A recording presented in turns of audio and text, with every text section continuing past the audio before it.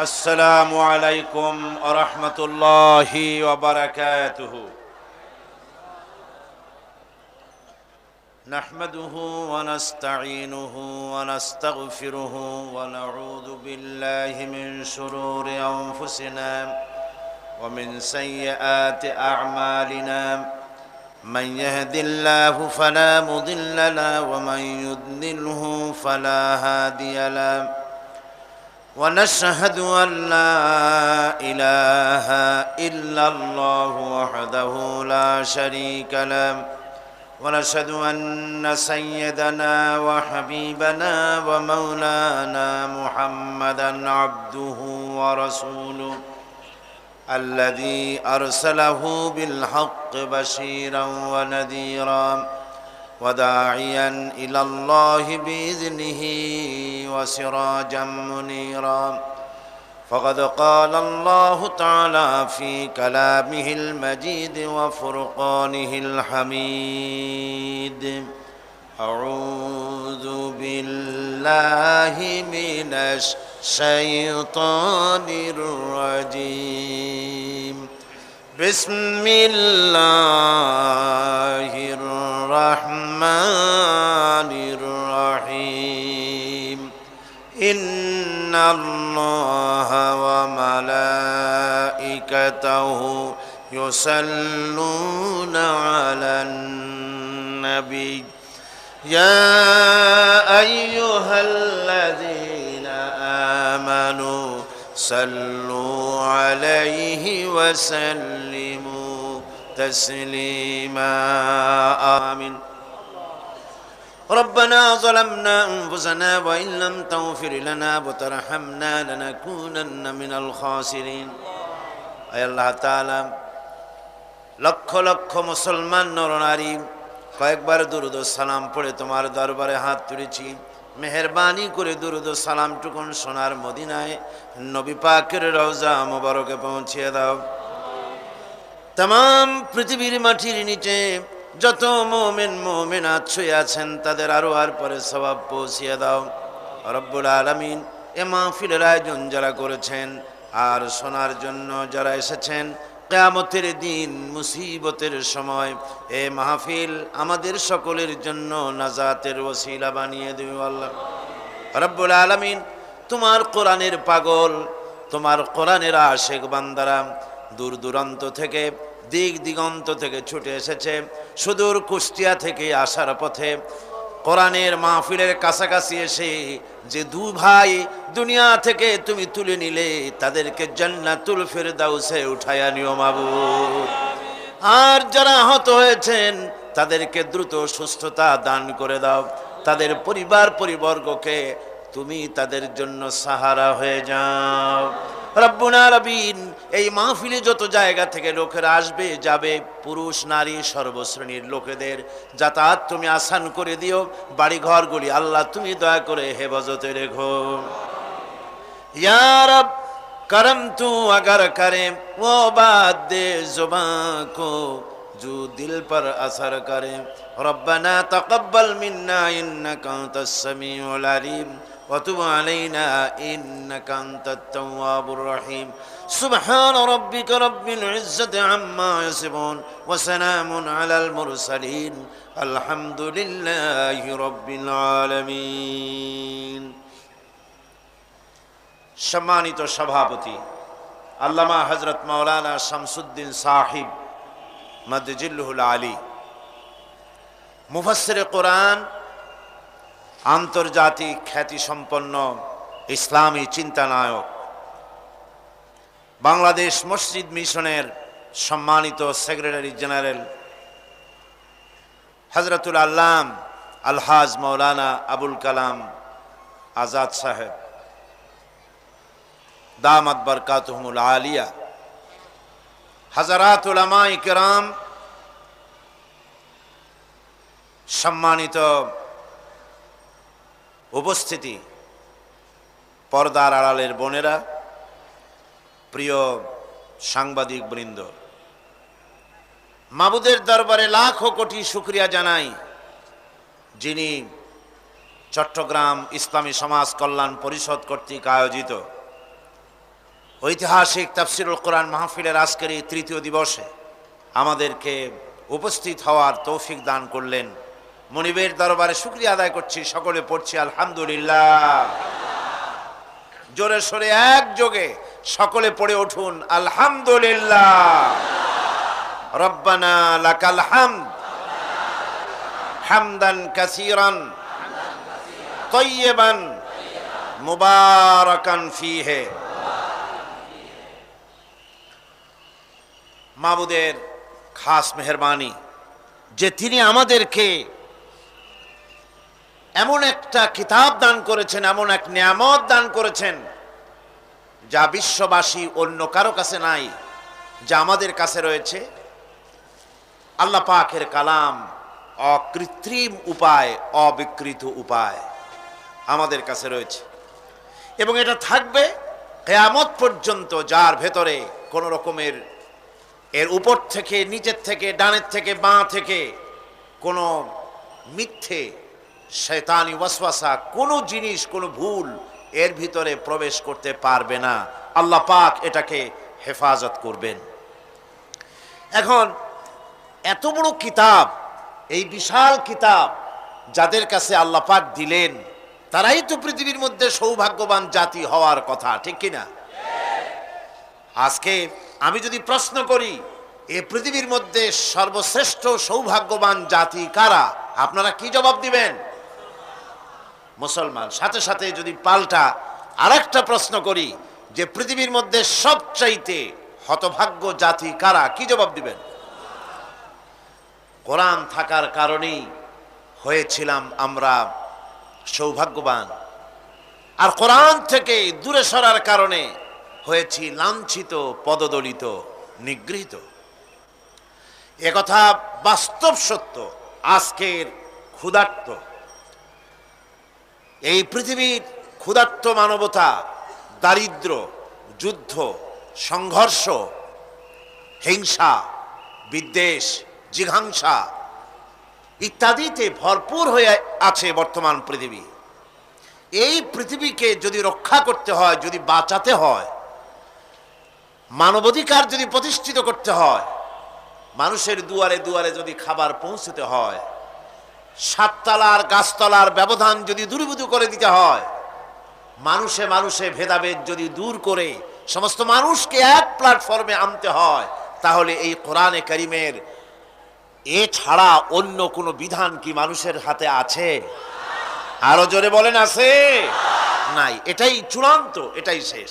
একথা সবাই জানে, একথা সবাই জানে, কিন্তু তারপরেও এই কোরআনের কাছে যেন কেউ না আসতে পারে, সেজন্য চলছে বড় রকমের ষড়যন্ত্র।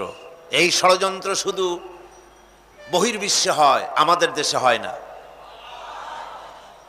সারাটা দুনিয়া জুড়ে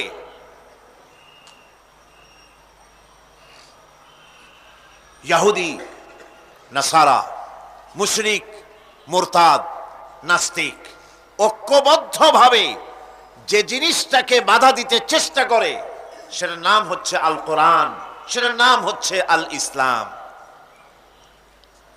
বাধা দেওয়ার বিভিন্ন পদ্ধতি রয়েছে, সেই সব পদ্ধতিতে তারা বাধা দিচ্ছে। কারণ কি?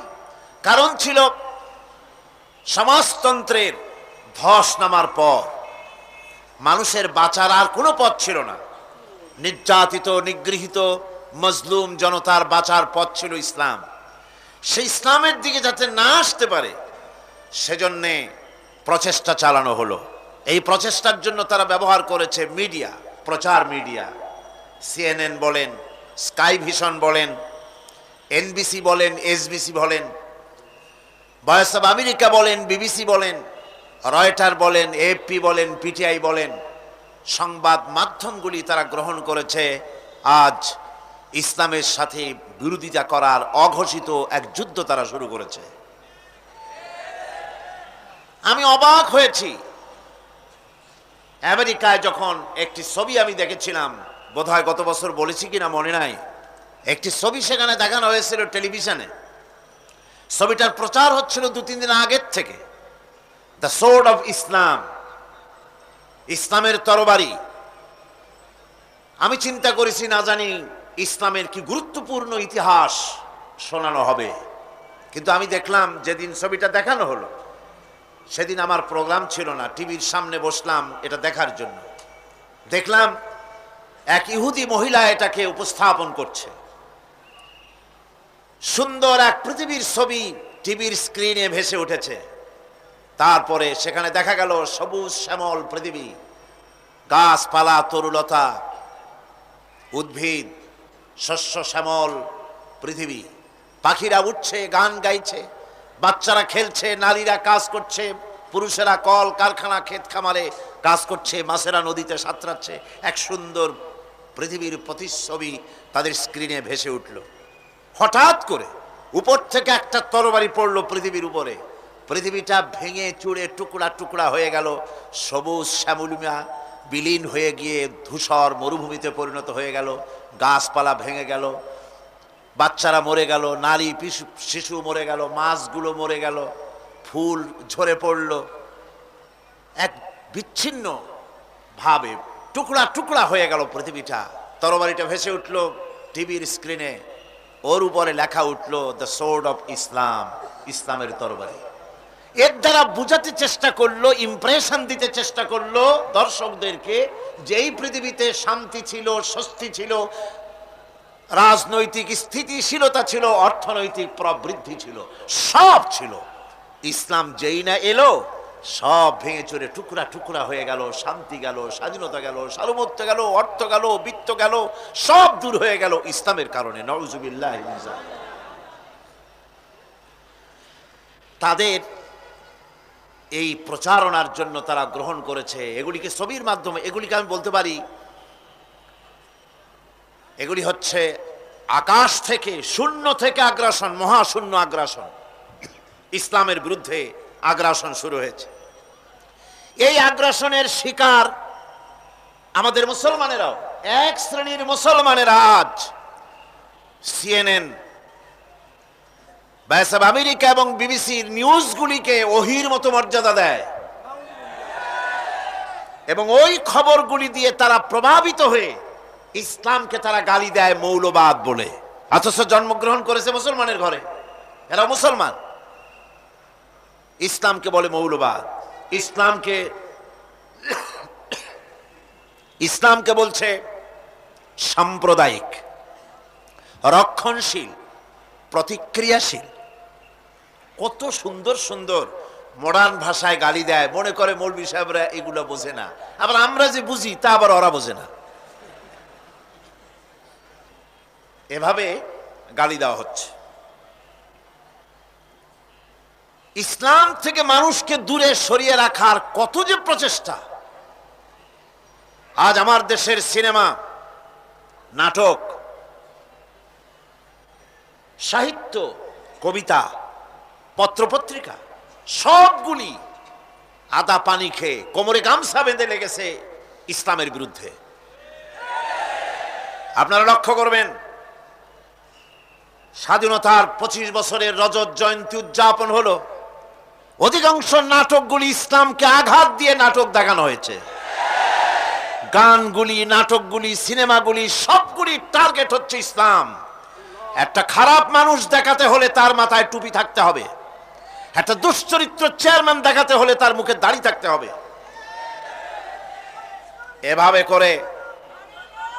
এভাবে করে ইসলামী আদর্শকে নস্যাৎ করে দেওয়ার জন্য সর্বাত্মক প্রচেষ্টা চালানো হচ্ছে। আমি অত্যন্ত বেদনার সাথে বলছি, বিশেষ করে সাংবাদিক বন্ধুদের উদ্দেশ্যে,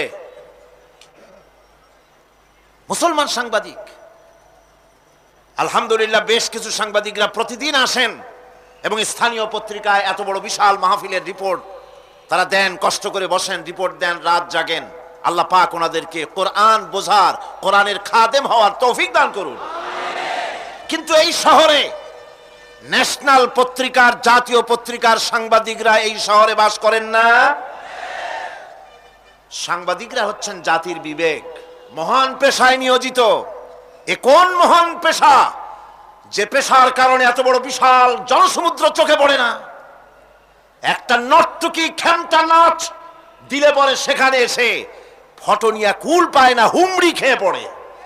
পত্রিকার প্রথম পৃষ্ঠায় আসে, আর এত বড় বিশাল মাহফিল হয়, মাহফিল চলে যায়, পত্রিকায় জায়গা পায় না।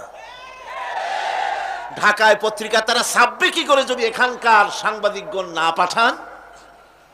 এখানে আমার বিরুদ্ধে কি একখানা বই লিখেছেন, সেই বইটা এত উৎসাহী হয়ে একটি পত্রিকা, নাম বলবো না, দেশের 5টা জেলা থেকে বের হয়, প্রথম পৃষ্ঠায় ব্যানার লাইন দিয়ে 3 কলম দিয়া সেটাকে ছেপেছে।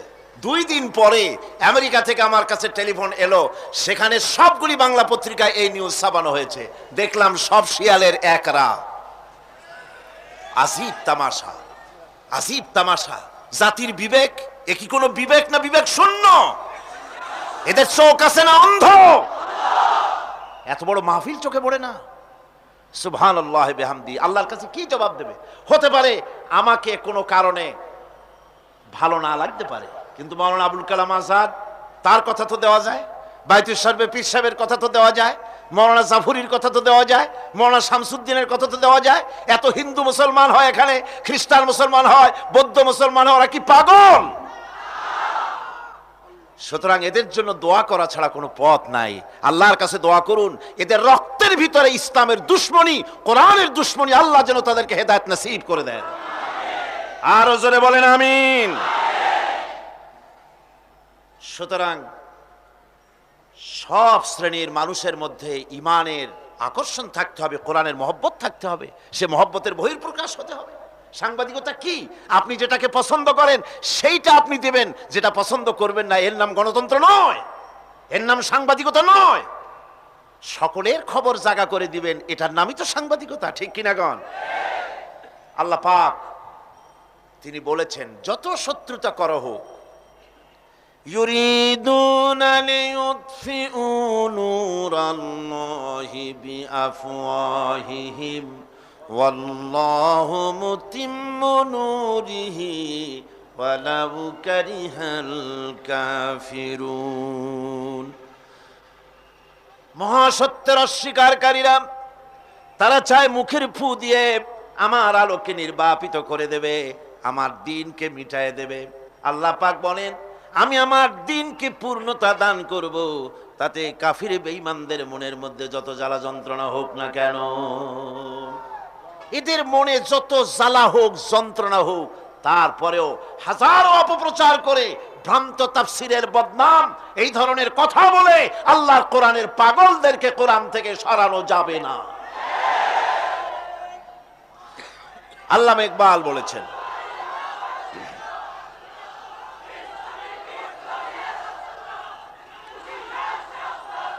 আল্লামা ইকবাল বলছেন, সতিজা কর রহা है अजल से ताइमरोज, सतिजा कर रहा है अजल से ताइमरोज, चरागे मुस्तफा भी से शरारे बुलहबीस। মুস্তাফা সাল্লাল্লাহু আলাইহি সাল্লামের টিম টিম করে জ্বলা চারাগের সঙ্গে বিরোধিতা করে আসছে আবু জেহেল, আবু লাহাবরা, শিয়াবাহমান কাল থেকে। ওরা যতই ফুদিক, ওরা নিভাবার জন্য যতই চেষ্টা করুক, কোরআনের আলো, মুস্তাফা সাল্লাল্লাহু আলাইহি সাল্লামের চেরাগ, কোরআনের নূর জ্বলতেই থাকবে, জ্বলছে, জ্বলবে ইলা ইয়াউমিল কিয়ামত, কিয়ামত পর্যন্ত। নিভাতে যারা আসবে ওরা জ্বলে পুড়ে ভস্ম হয়ে যাবে, কোরআনের কিছুই করতে পারবে না।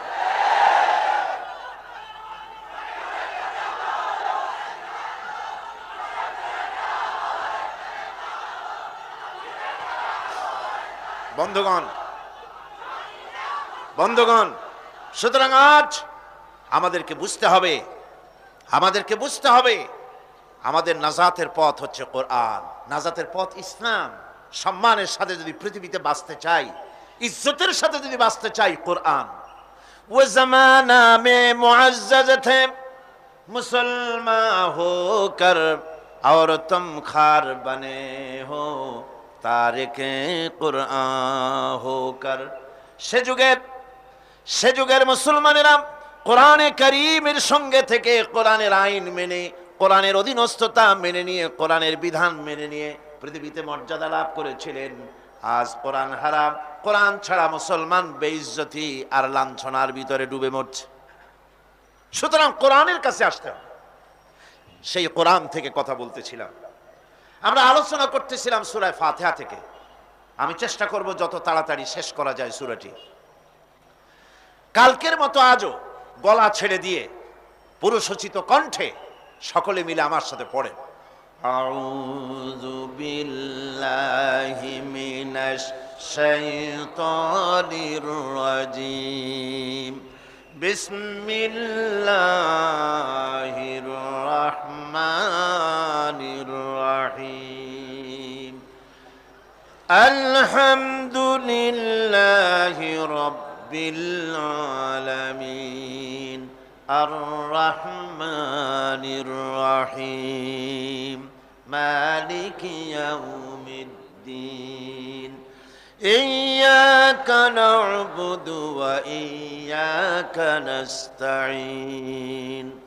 ইহদিনাস সিরাতাল মুস্তাকিম সিরাতাল লাযীনা আন'আমতা আলাইহিম গায়রিল মাগদুবি আলাইহিম ওয়ালাদ-দাল্লিন। আমিন। সূরা ফাতিহা আমরা আলোচনা করেছি আলহামদুলিল্লাহি রাব্বিল আলামিন আর রহমানির রহিম মালিকি ইয়াউমিদ্দিন পর্যন্ত আলোচনা করেছি।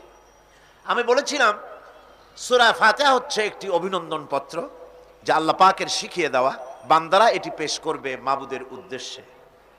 তো অভিনন্দন পত্রের ভিতরে কয়টি জিনিস থাকে আপনাদের মনে আছে? মাশাআল্লাহ। আল্লাহ পাক আমাদের সকলের জেহেন শক্তি বৃদ্ধি করে দিন, মৃত্যু পর্যন্ত অটুট রাখুন। এখানে তিনটি বিষয় রয়েছে।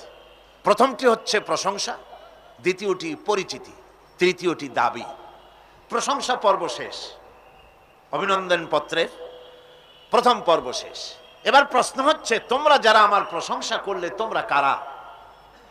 জবাবে আমরা বলছি, ইয়্যাকা না'বুদু ওয়া ইয়্যাকা নাস্তাঈন। আয় আমার রব, আমরা হচ্ছি তোমার বান্দা, একমাত্র তোমারই গোলামি করি, একমাত্র তোমারই একমাত্র তোমারই ইবাদত করি। আর কারো ইবাদত, এই শব্দটা লাগাইলে কি বোঝা যায়? যে আর কারো করি না, একমাত্র তোমারই ইবাদত করি আর একমাত্র তোমারই কাছে সাহায্য প্রার্থনা করি। ইয়্যাকা না'বুদু ওয়া ইয়্যাকা নাস্তাঈন। আজকের বিষয়টা অত্যন্ত গুরুত্বপূর্ণ, অত্যন্ত গুরুত্বপূর্ণ। আল্লাহ রাব্বুল আলামিন আমাদেরকে সৃষ্টি করেছেন আসলে এইটার জন্য। সৃষ্টি করেছেন কিসের জন্য? কোরআনে কারীমের মধ্যে আল্লাহ রাব্বুল আলামিন বলেন, ওয়ামা খালাকতুল জিন্না ওয়াল ইনসা ইল্লা লিয়াবুদুন। আমি মানুষ এবং জিনকে সৃষ্টি করেছি শুধুমাত্র আমার ইবাদতের জন্য, আমার গোলামির জন্য, আমার আনুগত্যের জন্য। এখন এই ইবাদত আমাদের সৃষ্টি হয়েছে কিসের জন্য? জবাব দিতে হবে সকলকে। কি জন্য? ইবাদতের জন্য। আমি যে মাঝে মধ্যে প্রশ্ন করি, তাতে কি আপনারা রাগ করেন নাকি? আমি আপনাদেরকে কষ্ট দেওয়ার জন্য প্রশ্ন করি না, এটি সুন্নতের একটি অংশ। হুজুর সাল্লাল্লাহু আলাইহি ওয়াসাল্লাম গুরুত্বপূর্ণ কথাগুলি সাহাবায়ে কিরামদেরকে 3 বার করে জিজ্ঞেস করতেন, যাতে করে কথাগুলি অন্তরের ভেতরে ঢুকে যায়, কলিজার ভিতরে ঢুকে যায়। আল্লাহ পাক আমাদের সৃষ্টি করেছেন ইবাদতের জন্য। কিসের জন্য? আমরা যেন তার গোলামি করি, সেই জন্য আল্লাহ পাক আমাদেরকে সৃষ্টি করেছেন, জিনদেরকেও সৃষ্টি করেছেন ইবাদতের জন্য। এই ইবাদত একটি ব্যাপক অর্থবোধক শব্দ। আমরা যদি ইবাদতটা নাই বুঝি, তা আমাদের মানব জন্ম হবে বৃথা। ইবাদত হচ্ছে আল্লাহর পছন্দনীয় জিনিসগুলি আমল করে তার সন্তুষ্টি অর্জন করার জন্য প্রচেষ্টা চালানো জীবনের সকল ক্ষেত্রে। এর মধ্যে ইবাদতের ভিতরে এমন এক ব্যাপক অর্থ যে এর ভিতরে নামাজ, রোজা, হজ, যাকাত, সত্য কথা, আমানতদারি, দিয়ানতদারি, প্রতিবেশীর হক আদায় করা, মাতা পিতাকে শ্রদ্ধা করা, প্রতিবেশীর হক আদায় করা, স্ত্রীর হক আদায় করা, সৎ কাজের আদেশ করা, অসৎ কাজের নিষেধ করা, জিহাদ ফি সাবিলিল্লাহ করা, এ সব কিছুই হচ্ছে ইবাদতের মধ্যে শামিল। জিকির আজগার করা, তেলাওয়াত করা, আমলে সালেহ করা, এভাবে করে আল্লাহ পাককে খুশি করার জন্য আল্লাহর নির্দেশ মাফিক কাজগুলি করা, সবটাই হচ্ছে ইবাদতের মধ্যে শামিল। মানব সৃষ্টির উদ্দেশ্য এবং লক্ষ্যই হচ্ছে মানুষ গোলামি করবে, আনুগত্য করবে আল্লাহ পাকের। এই জন্য যত নবী আল্লাহ পাক পৃথিবীতে পাঠিয়েছেন, সমস্ত নবী দাওয়াত দিয়েছেন তার উম্মতকে কি বলে? ইয়া কওমি ইবুদুল্লাহা মা লাকুম মিন ইলাহিন গায়রু। প্রত্যেক নবী তার জাতিকে, তার সম্প্রদায়কে ডেকে বলেছেন, হে আমার জাতি, হে আমার সম্প্রদায়, এক আল্লাহর গোলামি করো, তিনি ছাড়া তোমাদের কোনো ইলাহ নাই, প্রভু নাই, মাবুদ বলে কেউ নাই। এভাবে করে কোরআনে কারীম একজন একজন করে নবীদের নাম উচ্চারণ করে আল্লাহ পাক শুনিয়ে দিলেন, শোনো, লাকাদ আরসালনা নূহান ইলা কওমিহি ফাকালা ইয়া কওমি ইবুদুল্লাহা মা লাকুম মিন ইলাহিন গায়রু। আল্লাহ পাক বলেন, আমি নূহ আলাইহিস সালামকে তার কওমের জন্য নবী করে পাঠালাম, আর নূহ আলাইহিস সালাম তার জাতিকে ডেকে বললেন, ও আমার জাতি, ও আমার সম্প্রদায়, এক আল্লাহর গোলামি করো, তিনি ছাড়া তোমাদের কোনো রব নাই, ইলাহ নাই, মাবুদ নাই। হুদ আলাইহিস সালাম সম্পর্কে আল্লাহ পাক বলছেন, ওয়াইলা আদিন আখাহুম হুদান ক্বালা ইয়া কওমি ইবুদুল্লাহা মা লাকুম মিন ইলাহিন গায়রু। হুদকে আমি সামুদ জাতির জন্য, আমি সালেহ আলাইহিস সালামকে তার জাতির জন্য পাঠাইছি, হুদকে তার জাতির জন্য পাঠাইছি, এবং তারা সকলেই বলেছেন, হে আমার জাতি, এক আল্লাহর গোলামি করো, এক আল্লাহর দাসত্ব করো, আর কারো গোলামি করা যাবে না। আল্লাহ পাক এরপরে বলেন, শুধু নূহ, শুধু হুদ, শুধু সালেহ আর শুআয়ব নয়, শুধু মূসা আর ঈসা নয়, ওয়ালাকাদ বাআসনা ফি কুল্লি উম্মাতির রাসূলা আনি ইবুদুল্লাহা ওয়াজতানিবুত তাগুত। আমি প্রত্যেক জাতির জন্যই রাসূল প্রেরণ করেছি, এবং সকলেই দাওয়াত দিয়েছেন, আনি ইবুদুল্লাহ ওয়াজতানিবুত তাগুত, এক আল্লাহর গোলামি করো, এক আল্লাহর আনুগত্য করো, আর তাগুতকে বর্জন করো।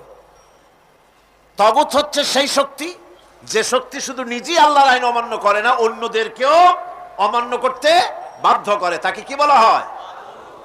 কোরআনে কারীম বলছি, ওয়ামা আরসালনা মিন ক্বাবলিকা মির রাসূলিন ইল্লা নূহি ইলাইহি আন্নাহু লা ইলাহা ইল্লা আনা ফা'বুদুন।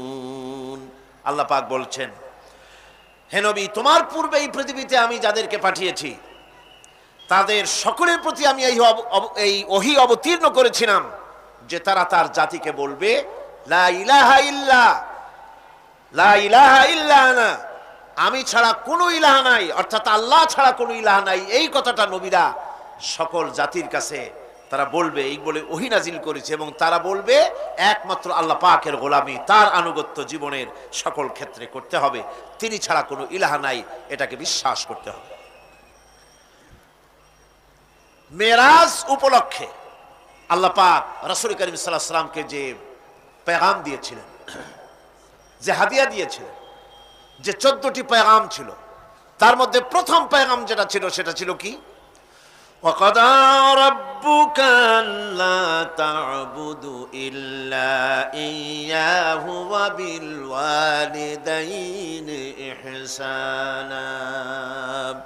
তোমার রবের পক্ষ থেকে এটা চূড়ান্ত রূপে ফয়সালা হয়ে গিয়েছে, চূড়ান্ত ফয়সালা হয়ে গিয়েছে যে দাসত্ব, গোলামি, আনুগত্য করতে হবে কেবলমাত্র আল্লাহ সুবহানাহু ওয়া তাআলা। আল্লাহ পাকের গোলামি ছাড়া কারো গোলামি করা যাবে না। এখন এই গোলামিটা কি জিনিস, আসুন আমরা ব্যাখ্যা করে আলোচনা করে বুঝতে চেষ্টা করি গোলামিটা কি। এটি হচ্ছে, এটা মানুষের একটা স্বভাবজাত প্রবৃত্তি। মানুষের সামনে মানুষ কারো না কারো আনুগত্য করতে চায়, এটা তার রুহের মধ্যে, তার রক্তের মধ্যে, তার দেহের মধ্যে এটা মিশ্রিত রয়েছে। যেমন মানুষ ক্ষুধা লাগলে ক্ষুধা নিবৃত্তি করার জন্য আহারের আশ্রয় গ্রহণ করে, ঠান্ডা লাগলে শীত বস্ত্রের আশ্রয় নেয়, ক্ষুধা লাগলে খাদ্যের আশ্রয় নেয়, গরম লাগলে বৃষ্টি হলে ঘরের মধ্যে আশ্রয় নেয়, মনের ভাষা ব্যক্ত করার জন্যে, মনের কথা ভাবের আদান প্রদান করার জন্য ভাষার আশ্রয় গ্রহণ করে। ঠিক এগুলি যেমন তার সহজাত প্রবৃত্তি, ঠিক অনুরূপভাবে উপাসনার প্রেরণা তার মধ্যে স্বাভাবিকভাবেই উপাসনার প্রেরণা তার মধ্যে ঢুকিয়ে দেওয়া রয়েছে। কারো না কারো সামনে তার মাথা নত করা এটি একটি স্বাভাবিক প্রেরণা। ইবাদতের ধারণা প্রকৃতপক্ষে এটি একটি ব্যাপক ধারণা। এর প্রথমে এটাকে দুই ভাগে ভাগ করা যায়, একটা হচ্ছে বন্দিগি এবং আনুগত্য, আর একটা হচ্ছে পূজা বা অর্চনা। বন্দিগি এবং আনুগত্যের ব্যাপারটা হচ্ছে যে উচ্চতর কোনো একটি সত্তার সামনে মাথা নত করে দেওয়া, যেটাকে আরবিতে বলা হয় ইজহারে তাজাল্লুল, নিজেকে ছোট করা, নিজেকে ছোট করা। এই নিজেকে ছোট করাটা এটা কিন্তু আল্লাহ পাক ছাড়া কারো সামনে মাথা নত করা, কথা বুঝেন না নাকি? আল্লাহ ছাড়া কারো সামনে মাথা নত করা যাবে না। আমি যখন পার্লামেন্টে ঢুকলাম সর্বপ্রথম, জীবনে তো আর যাই নাই কোনোদিন, ঢুকলাম, ঢুকে দেখি অধিকাংশ লোক ঢুকছেন রুকুর হালতে আর বেরোচ্ছেন রুকুর হালতে। কারণটা কি আমি বুঝলাম না, বিষয়টা কি, এরকম করে কেন? পরে একজনকে জিজ্ঞেস করলাম যে বিষয়টা কি। তারা বললেন যেভাবে রুলস অফ প্রসিডিওর এটা লেখা আছে, এরকম করে মাথা নিচু করে ঢুকতে হয়। কোথায় আছে? আমি রুলস অফ প্রসিডিওর নিলাম, দেখলাম তার ভিতরে সত্যি সত্যি লেখা আছে, article number 263 rules of procedure, যে বই দিয়ে, যে বিধান দিয়ে সংসদ চলে, এর ভিতরে পরিষ্কারভাবে লেখা রয়েছে সংসদ সদস্যগণ এই হাউসের ভিতরে প্রবেশ করাকালীন এবং বহির্গমনকালীন স্পিকারকে সম্মান জানাবার জন্যে মাথা নিচু করে ঢুকবেন আর বেরোবেন। আমি বিষয়টা জেনে নিলাম। এবং কথা, পার্লামেন্ট এমন একটা জায়গা যেখানে কথা বলতে চাইলেই বলা যায় না। অনেকে মনে করে তাদের এমপিরা খালি বসে থাকে, কথা কয় না কেন? কারণ কথা বলতে জানা লাগবে, বিধি জানতে হবে। ওখানে দাঁড়ালেই জিজ্ঞেস করে কোন বিধিতে কথা বলবেন, এবং বিধি যদি জানা না থাকে তাহলে হাম্মুকের মতো খাড়ায় থাকতে হবে। তা আমি বিধি জানতে চেষ্টা করলাম। পরের দিন, 3 দিনের দিন আমি সব গোছায় টোছায় নিয়ে উপস্থিত হলাম, সংবিধান পড়লাম, রুলস অফ প্রসিডিওর পড়লাম, এরপরে আমি ফ্লোর নিলাম।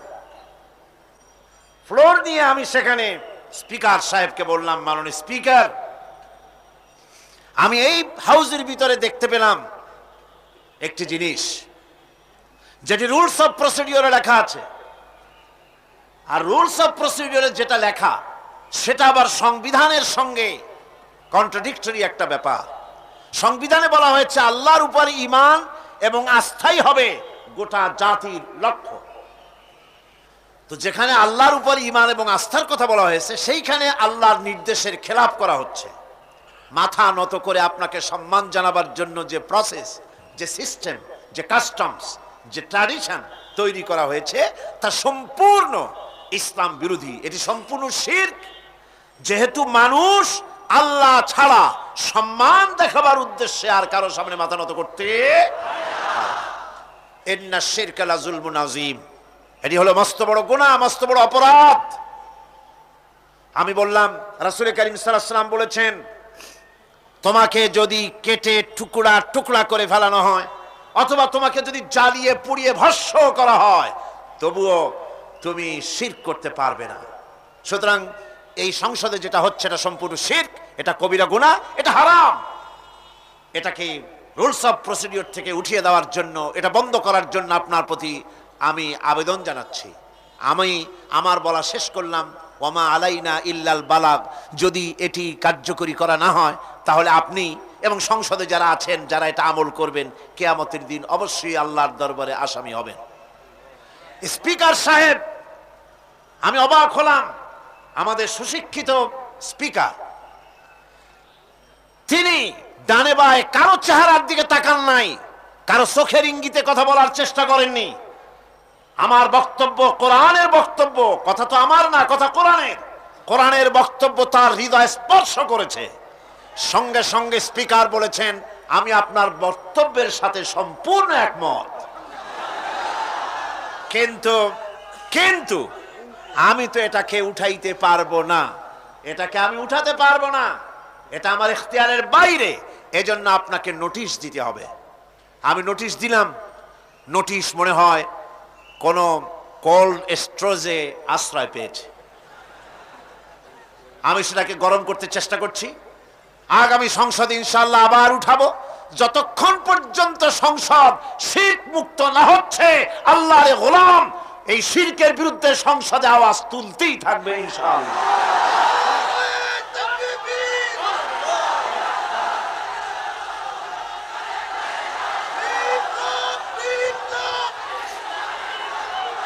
সুতরাং আজ ইজহারে তাদাল্লুল, মানুষ নিজেকে ছোট করবে কেবলমাত্র আল্লাহর কাছে। কার কাছে?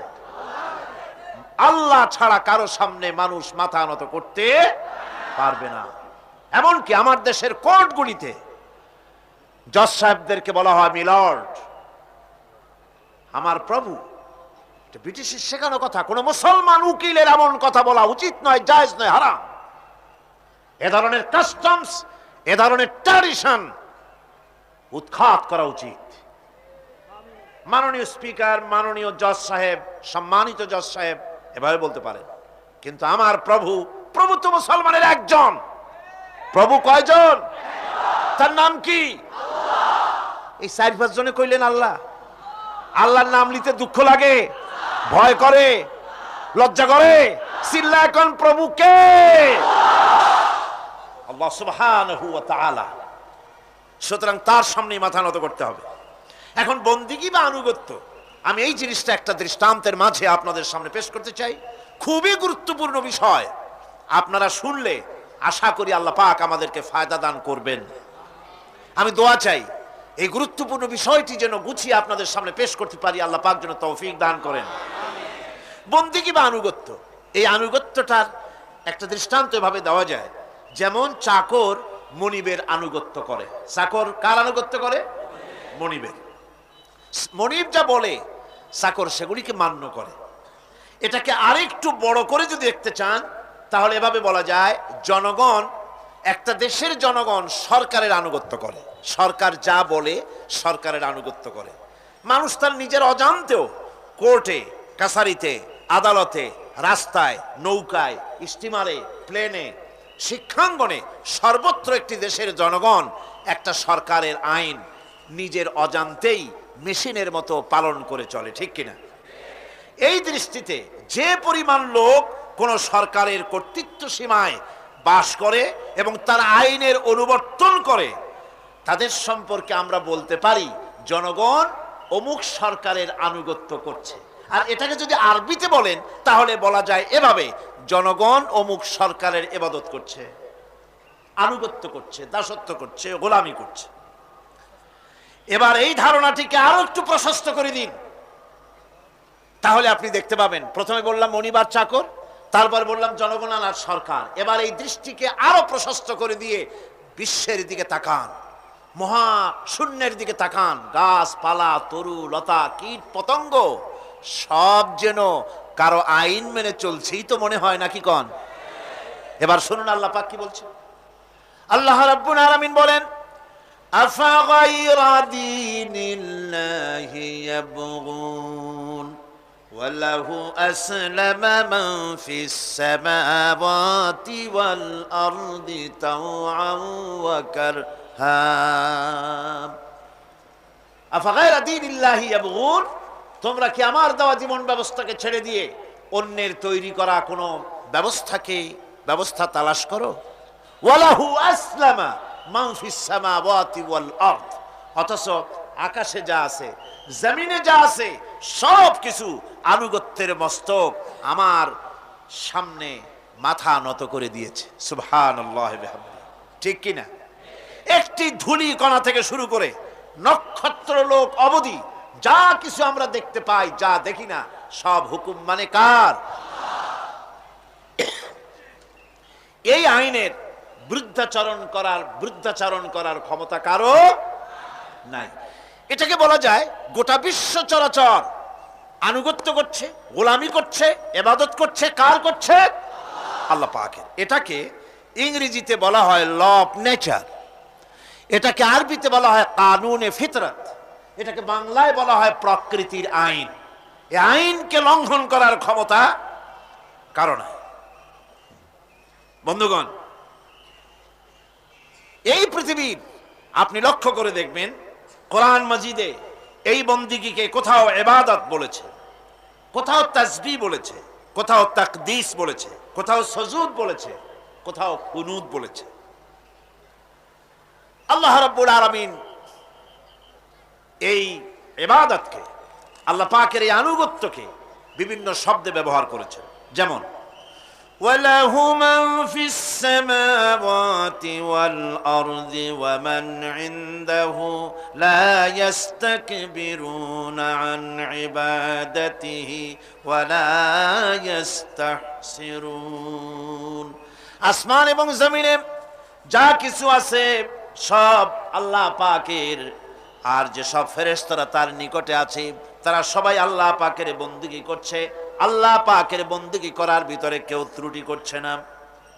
ইউসাব্বিহুনাল লাইলা ওয়ান নাহারা লা ইয়াফতুরুন, তারা রাত দিন তার প্রশংসা কীর্তনে মাথা নত করে দিয়ে কোন রকমের বিশ্রাম ছাড়া, শৈথিল্য ছাড়া সব আল্লাহ পাকের জিকির করছে, তাসবিহ করছে, আনুগত্য করছে। আকাশের সমস্ত ফেরেশতারা, কত ফেরেশতা তার তো কোনো ঠিক ঠিকানা নাই। কত লক্ষ লক্ষ ফেরেশতা আছে শুধু রুকুর হালতে আছে, কেউ তো সেজদার হালতে আছে, কেউ তো কিয়ামের হালতে আছে। আর যার উপরে যে ডিউটি আছে সেই ডিউটি পালন করছে, সব আল্লাহ পাকের আনুগত্য করে চলছে। এভাবে করে আল্লাহ পাক বলছেন যে আমার আনুগত্য এবং আমার তাসবিহ, আমার গুণকীর্তন করার জন্য সবাই এর মধ্যে ব্যস্ত আছে। ইউসাব্বিহু লিল্লাহি মা ফিস সামাওয়াতি ওয়া মা ফিল আরদ আল মালিকিল কুদ্দুসিল আজিজিল হাকীম। ইউসাব্বিহু লিল্লাহি, তাসবিহ পড়ছে, সাব্বাহা ইউসাব্বিহু তাসবিহান, তাসবিহ পড়েছে, তাসবিহ পড়ছে, তাসবিহ পড়বে। কিয়ামত পর্যন্ত যা কিছু আছে আকাশে, যা কিছু আছে জমিনে, যা কিছু আছে এর মাঝখানে সব তাসবিহ পড়ছে কার? আল্লাহ পাকের জিকির করছে, তাসবিহ করছে।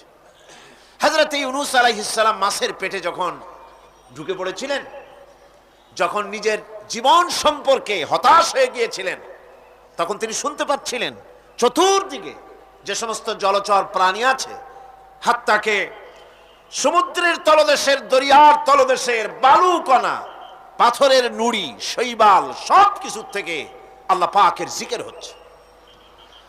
ভিতর থেকে আওয়াজ আসতেছে আল্লাহ আল্লাহ আল্লাহ আল্লাহ আল্লাহ আল্লাহ আল্লাহ আল্লাহ আল্লাহ, জোরে বলেন আল্লাহ আল্লাহ আল্লাহ আল্লাহ আল্লাহ আল্লাহ আল্লাহ। হযরত ইউনূস আলাইহিস সালাম তখন বললেন লা ইলাহা ইল্লা আনতা সুবহানাকা ইন্নী কুনতু মিনাজ জালিমিন। পড়েন সবাই, লা ইলাহা ইল্লা আনতা সুবহানাকা ইন্নী কুনতু মিনাজ জালিমিন। লা ইলাহা ইল্লা আনতা, তুমি ছাড়া কোনো ইলাহ নাই, আমি তোমার প্রশংসা করছি, আমি তোমার পবিত্রতা ঘোষণা করছি, আমি নিজের উপর জুলম করেছি। গাছপালা তরুলতা সব তাসবিহ পড়ছে, জিকির করছে কার? আল্লাহ পাক। এই জন্য রাসূল করিম সাল্লাল্লাহু আলাইহি ওয়াসাল্লাম বলেছেন গাছের পাতাটিও ছিল না, প্রয়োজন হলে গাছটা কেটে ফেলো, কিন্তু বিনা প্রয়োজনে গাছের পাতাও ছিল না, কারণ গাছের পাতা আল্লাহ পাকের জিকির করছে। কার জিকির করে? গাছপালা তরুলতা কীট পতঙ্গ সব আল্লাহ পাকের তাসবিহ করছে, জিকির করছে। কোরআনে কারীম বলছে ওয়ালিল্লাহি মুলকুস সামাওয়াতি ওয়াল আরদি ওয়া ইলাল্লাহিল মাসির। আকাশ মণ্ডল এবং জমিনের বাদশাহী আল্লাহ পাকের, এবং তারই কাছে আমাদের সকলকে ফিরে যেতে হবে। মালিক হচ্ছেন তিনি, আর তার তাসবিহ আকাশ জমিন যা দেখতে পাই যা দেখতে পাই না, এর মধ্যস্থিত যা কিছু আছে সব কিছুই আল্লাহ পাকের তাসবিহ গুণকীর্তনে সব নিরত আছে। অন্য আয়াতে আল্লাহ পাক বলেন ওয়ালাহু মান ফিস সামাওয়াতি ওয়াল আরদি কুল্লুন লাহু কানিতুন। আসমান এবং জমিনে যা আছে তা সবই আল্লাহর নির্দেশের সামনে মাথা নত করে দিয়েছে। শুধু তাই নয়, আশ-শামসু ওয়াল কমারু বিহুসবানিন ওয়ান নাজমু ওয়াশ-শাজারু ইয়াসজুদান। সূর্য এবং চন্দ্র হিসাব অনুযায়ী আবর্তিত হচ্ছে, এবং বৃক্ষ এবং নক্ষত্ররাজি সেজদায় রত হয়ে আছে। সব আল্লাহ পাকের সামনে মাথা নত করে দিয়েছে। এই ইবাদত, তাসবিহ, আজ্ঞা অনুবর্তিতা, নিয়মানুবর্তিতা, সচেতনতা, সকল কিছু সকলেই মিলে আল্লাহ পাকের একটি ধূলিকণা থেকে শুরু করে পাহাড় পর্বত পর্যন্ত সব আল্লাহর নিয়ম কানুন মেনেই চলছে। আপনি দেখতে পাচ্ছেন সমুদ্রে যে জোয়ার এবং ভাটা হয় কার নির্দেশে হয়? কার নির্দেশে হয়? আরো লক্ষ্য করুন, সমুদ্রের পানি লবণাক্ত। এই নোনা পানি, সমুদ্রের নোনা পানিগুলি পদ্মা, মেঘনা, যমুনা, ব্রহ্মপুত্র, শীতলক্ষা, সুরমা এসব মিষ্টি পানির ভিতরে জোয়ারের টানে লবণাক্ত পানিগুলি ঢুকে যায়। আবার ভাটির টানে মিষ্টি এলাকার পানিগুলি সব গিয়ে সমুদ্রের মধ্যে নোনা পানির মধ্যে চলে যায়। মাঝখানে কোনো পার্টিশন নাই, মাঝখানে কোনো হেজাব নাই, কোনো বেড়া নাই, বাদ নাই। অথচ নোনা পানি মিষ্টি পানির ভিতরে গিয়ে মিষ্টি পানিরে নোনা বানায় না, নোনা পানি মিষ্টি এলাকায় গিয়ে মিষ্টি পানিরে নোনা বানাইতে পারে না। এই যে আল্লাহ পাকের হুকুম মেনে সব চলতেছে, জোয়ার ভাটাগুলি হতেছে, রাত আর দিন চলতেছে। রাত 12টার সময় সূর্য এসে বলে না রাত সর, আমি এখন দিন বানায় ভালাবো। বেলা 12টার সময় রাতের আগমন ঘটতে পারে না। লাশ-শামসু ইয়ামবাগি লাহা আন তুদরিকাল কমারা ওয়ালাল লাইলু সাবিকুন নাহার ওয়া কুল্লুন ফি ফালাকি ইয়াসবাহুন। সূর্য চাঁদকে অতিক্রম করতে পারে না, চাঁদ সূর্যকে অতিক্রম করতে পারে না, কারো সঙ্গে কারো বাধা হয় না, টক্কর লাগে না।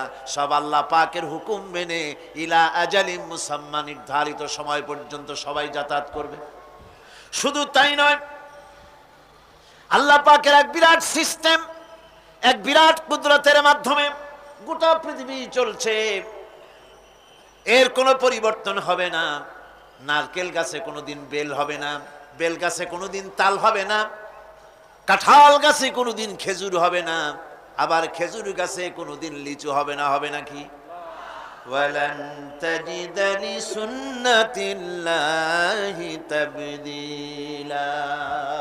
আমার প্রকৃতির আইনের মধ্যে, আমার ল অফ নেচারের ভেতরে কোনো পরিবর্তন হবে না। সবগুলি আমার আইন মানতে হবে।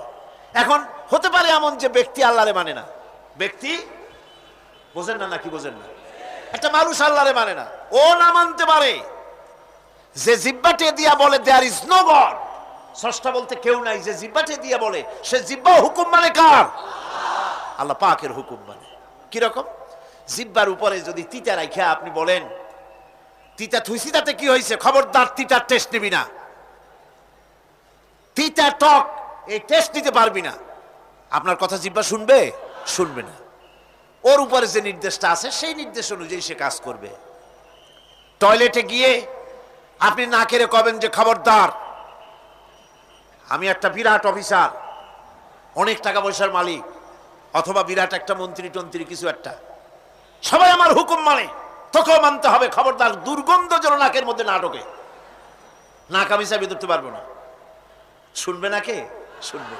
নাক হোক, কান হোক, চোখ হোক, মুখ হোক, প্রত্যেকটা অঙ্গ প্রত্যঙ্গ, এগুলি সব হুকুম মানে কার?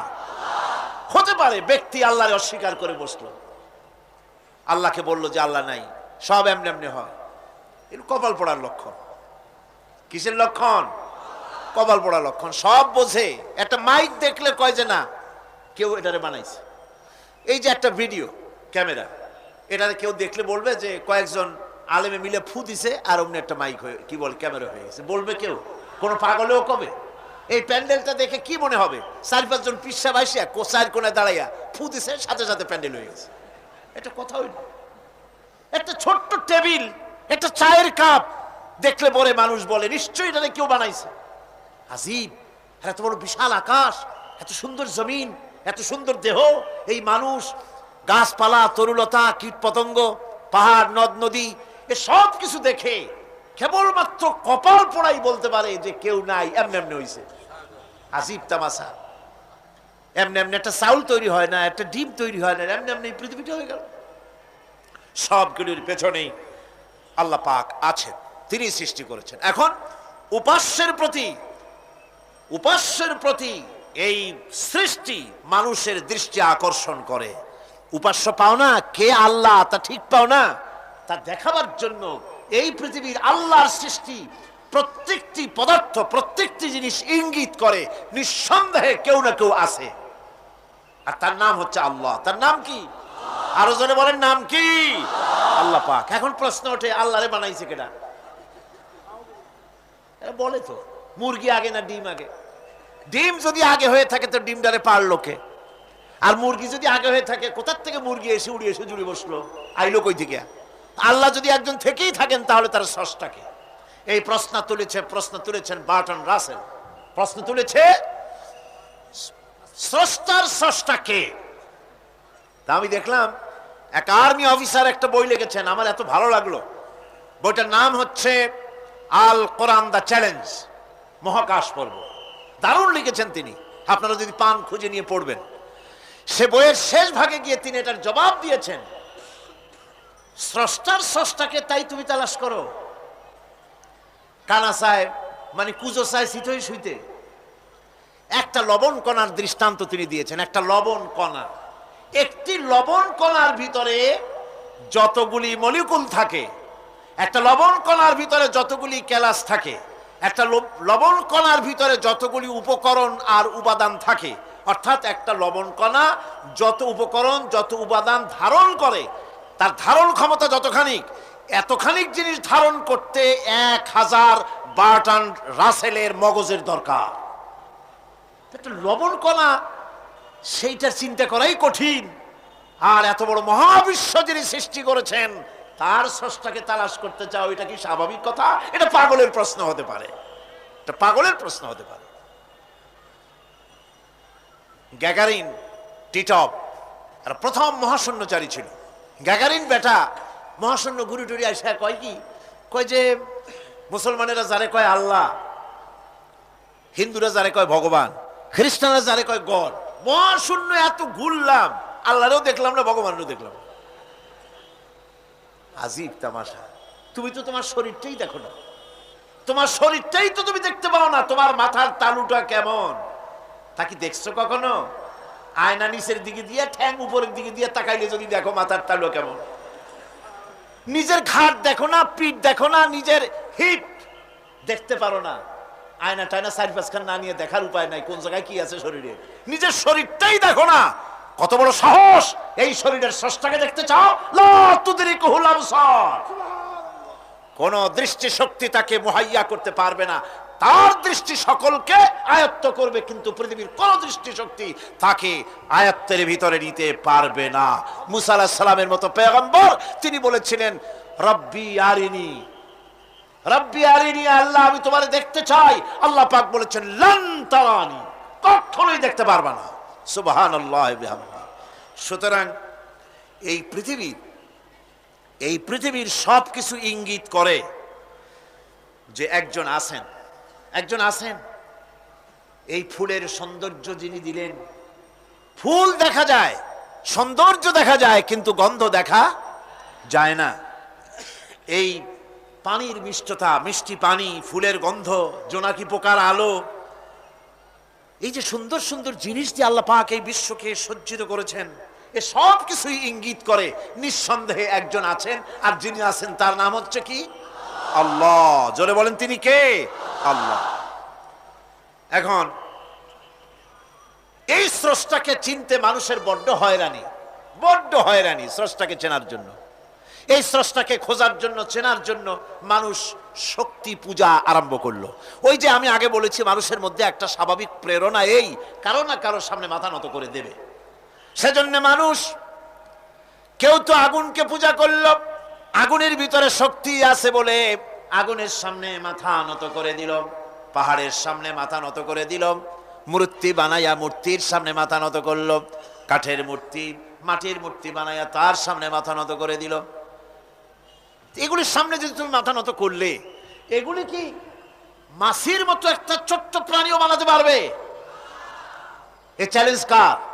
আল্লাহ পাকের। কোরআন শরীফে আল্লাহ পাক বলেছেন, নবী ওদের বলেন, ওরা কি মাছির মতো ছোট্ট একটা প্রাণী বানাতে পারবে? পারবে না। এমনকি ওদের সামনে যে খাদ্যগুলি রাখা হয়, মূর্তি টুর্তি বানায় সামনে যে খাদ্য রাখা হয়, এই খাদ্যের উপরে যদি মাছি পড়ে, খাবারগুলি উড়াই নিয়ে যায়, অথবা ওদের নাকের উপর এসে যদি মাছি এসে পড়ে, এই মাছিটাকে এতগুলো হাত সাথে একটা টোকা দিয়ে একটা মাছিকে উড়াই দিতে পারবে না। পারবে না। সুতরাং বুঝতে হবে, একথা বুঝতে হবে, স্রষ্টাকে তালাশ করতে গিয়ে মানুষেরা আগুনের পূজা করলো, পাথরের পূজা করলো, গাছের পূজা করলো, মাছের পূজা করলো, সাপের পূজা করলো, বাঘের পূজা করলো, শেষ পর্যন্ত সেক্সুয়াল অর্গান, এটার বাংলা করলাম না, এটারও পূজা করলো। এটাকে একটা শক্তির প্রতীক মনে করে এটার সামনেও মাথা নত করলো। বন্ধুগণ, মাটির পূজা করলো, জমিনকে নিজের মা মনে করে এটার পূজা করলো। অথচ আল্লাহ পাক পরিষ্কার করে বলে দিয়েছেন, লা ইলাহা ইল্লা আনা ফা'বুদুন, আমি ছাড়া কোনো ইলাহ নাই, আল্লাহ ছাড়া কোনো ইলাহ নাই। কোরআনে কারীম বলছে, ইন্নাল্লাযীনা তাদউনা মিন দুনিল্লাহি ইবাদুন আমসালুকুম। আল্লাহ পাক বলেন, আমাকে বাদ দিয়ে তোমরা যার সামনে মাথা নত করো, যার সামনে পূজা করো, অর্চনা করো, বন্দিগি করো, ওটা তোমার মতো আমার আরেকটি গোলাম। তুমি যেমন আমার গোলাম, ওটাও আমারই গোলাম। একটু জোরে সরে জিকির করেন, লা ইলাহা ইল্লাল্লাহ, লা ইলাহা ইল্লাল্লাহ, লা ইলাহা ইল্লাল্লাহ, লা ইলাহা ইল্লাল্লাহ, লা ইলাহা ইল্লাল্লাহ, ঠান্ডা তো, লা ইলাহা ইল্লাল্লাহু মুহাম্মাদুর রাসূলুল্লাহ। সুতরাং বোঝা যাচ্ছে আল্লাহ হচ্ছেন এক এবং একক। এই আল্লাহ সুবহানাহু ওয়া তাআলা তিনি বলছেন, আমাকে বাদ দিয়ে যার সামনে মাথা নত করো, ওরা আমার গোলাম। সূর্য কার গোলাম? চন্দ্র কার গোলাম? সাপ বলেন, বাঘ বলেন, আগুন বলেন, সব কার গোলাম? এগুলি সব কার কথা শোনে?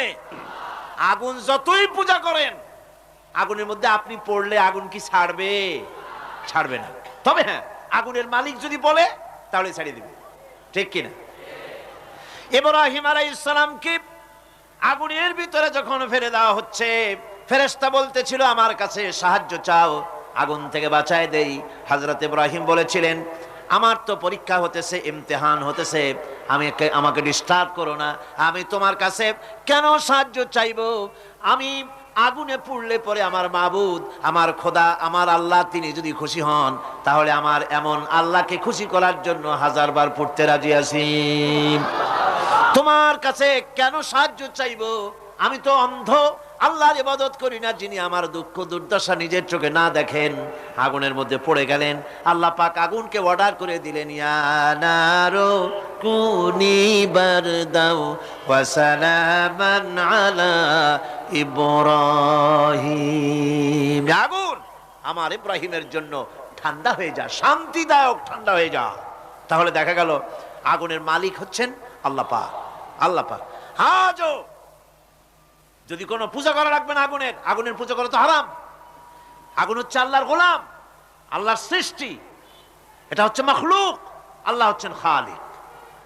বিশ্ব কবি, কবি সম্রাট আল্লামা ডক্টর ইকবাল কি সুন্দর করে বলেছেন, আজ ভি হো জো ইব্রাহিম কা ইমা पैदा, आज भी हो जो इब्राहिम का इमाम पैदा, आ कर सकती है एक अंदाज गुलिस्तान पैदा। ইব্রাহিমের ঈমান যদি আজও কোথাও হয় বিদ্যমান, করতে পারেন অগ্নিকুণ্ডে খুবসুরত এক গুলিস্তান। এখনো যদি ইব্রাহিমের ঈমান যদি কারো মধ্যে জাগ্রত হয় আর তাকে যদি আগুনে ভালানো হয়, সে আল্লাহ আজও আছেন না নাই? আছে কিনা? আল্লাহু লা ইলাহা ইল্লা হুয়াল হাইয়ুল কাইয়ুম। পড়েন সবাই, আল্লাহু লা ইলাহা ইল্লা হুয়াল হাইয়ুল কাইয়ুম। তিনি সদা জাগ্রত, তিনি চিরঞ্জীব। সুতরাং মহান শক্তিধর আল্লাহ পাক, তার হচ্ছে সব গোলাম। তুমি গোলাম হইয়া আর এক গোলামের কাছে হাত পাতো, সে তোমারে কিচ্ছু দিতে পারবে না। আমি দৃষ্টান্ত দিতে গিয়ে বলি, একজন ভিক্ষুক সে যদি আর একজন ভিক্ষুকের কাছে গিয়ে বলে, ভাই আমারে 10টা টাকা দাও, সে 10 টাকা পাবে কই? সারাদিন খয়রাত করিয়া পাইছে মোটে 5 টাকা, তোমারে তো 10 টাকা দিতে পারবে না। ও ভিক্ষুক, তুমিও ভিক্ষুক। সুতরাং গোটা বিশ্ববাসী হচ্ছে আল্লাহ পাকের কাছে ভিক্ষুক। সবগুলি কি ভিক্ষুক? প্রধানমন্ত্রী হোক, প্রেসিডেন্ট হোক, প্রধান সেনাপতি হোক, আল্লাহ পাকের দরবারে এগুলি কিচ্ছুই না, গোলাম। এগুলি সব কি? গোলাম আর গোলাম। সুতরাং মাথা নত করা যাবে না কারো সামনে। এই প্রকৃতি, এই নেচার শেখাচ্ছে, একজন আছেন, সেটাকে বুঝতে হবে। বোঝার জন্য আল্লাহ কি দিয়েছেন? কি বোঝার জন্য আল্লাহ পাক মানুষকে ব্রেন দিয়েছেন, বিবেক দিয়েছেন। শোনার জন্য কান দিয়েছে, দেখার জন্য চোখ দিয়েছে।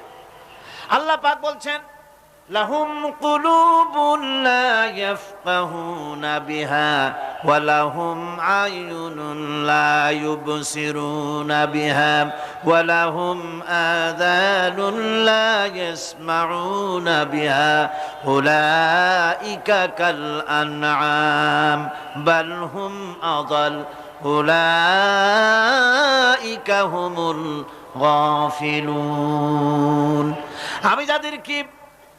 আমি যাদেরকে কান দিয়েছিলাম, কলব দিয়েছিলাম, বিবেক দিয়েছিলাম, বিবেক দিয়ে সব বুঝলো, কিন্তু আমারে বুঝলো না।